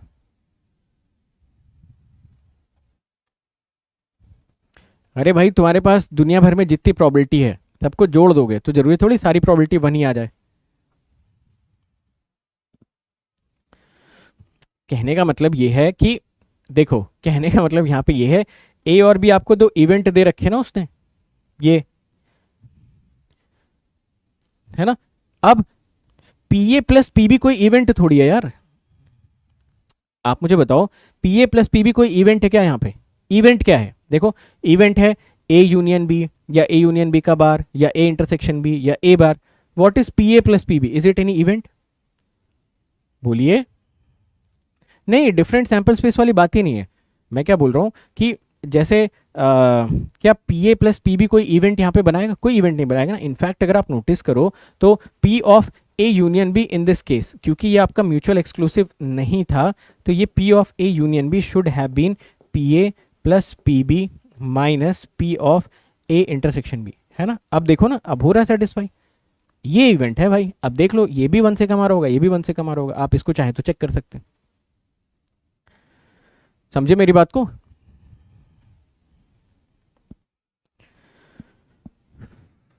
ओके तो दो अलग अलग इवेंट है। जैसे मान लो एक प्रोबेबिलिटी है पी ए, दूसरी प्रोबेबिलिटी है पी बी, है ना। अगर P A plus P B कोई सर्टेन इवेंट नहीं बना रहे हैं, इसका मतलब है कि शायद उसकी प्रोबेबिलिटी आ सकती है, रैंडम आ सकती है, 1 से ज़्यादा आ सकती है, उसमें कोई दिक्कत वाली बात नहीं है ना। अगर ये कोई सर्टेन इवेंट बना रहा होता ये, है ना, कोई इवेंट को रिफ्लेक्ट कर रहा होता है, एक्चुअल इवेंट को, तो इसकी प्रोबेबिलिटी 1 से कम आती।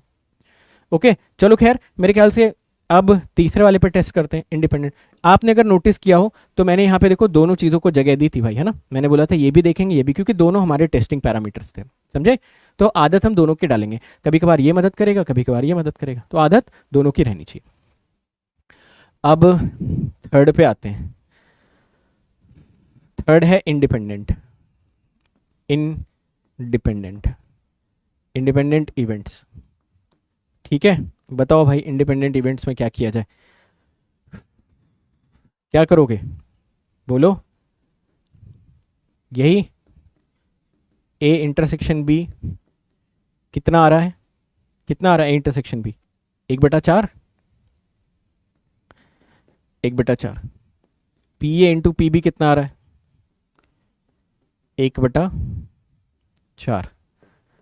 तो क्या P of A intersection B P A गुणा पी बी के बराबर आ रहा है?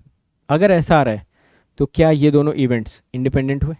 बताओ क्या ये क्वेश्चन डिफिकल्ट है? कोई ऐसा बोल सकता है सर ये डिफिकल्ट क्वेश्चन है? मुझे तो नहीं लगा। हाँ, डिफिकल्ट कब लग सकता है, जब एक एक ऑप्शन आप वेरीफाई करने बैठ जाओ, इसको कर रहे हो, इसको कर रहे हो, इसको करना ही नहीं भाई, है ना। सवाल देखा, देखा कौन से तीन ही पैरामीटर पूछ सकता है, इंडिपेंडेंट, एक्सक्लूसिव, इक्वली लाइकली।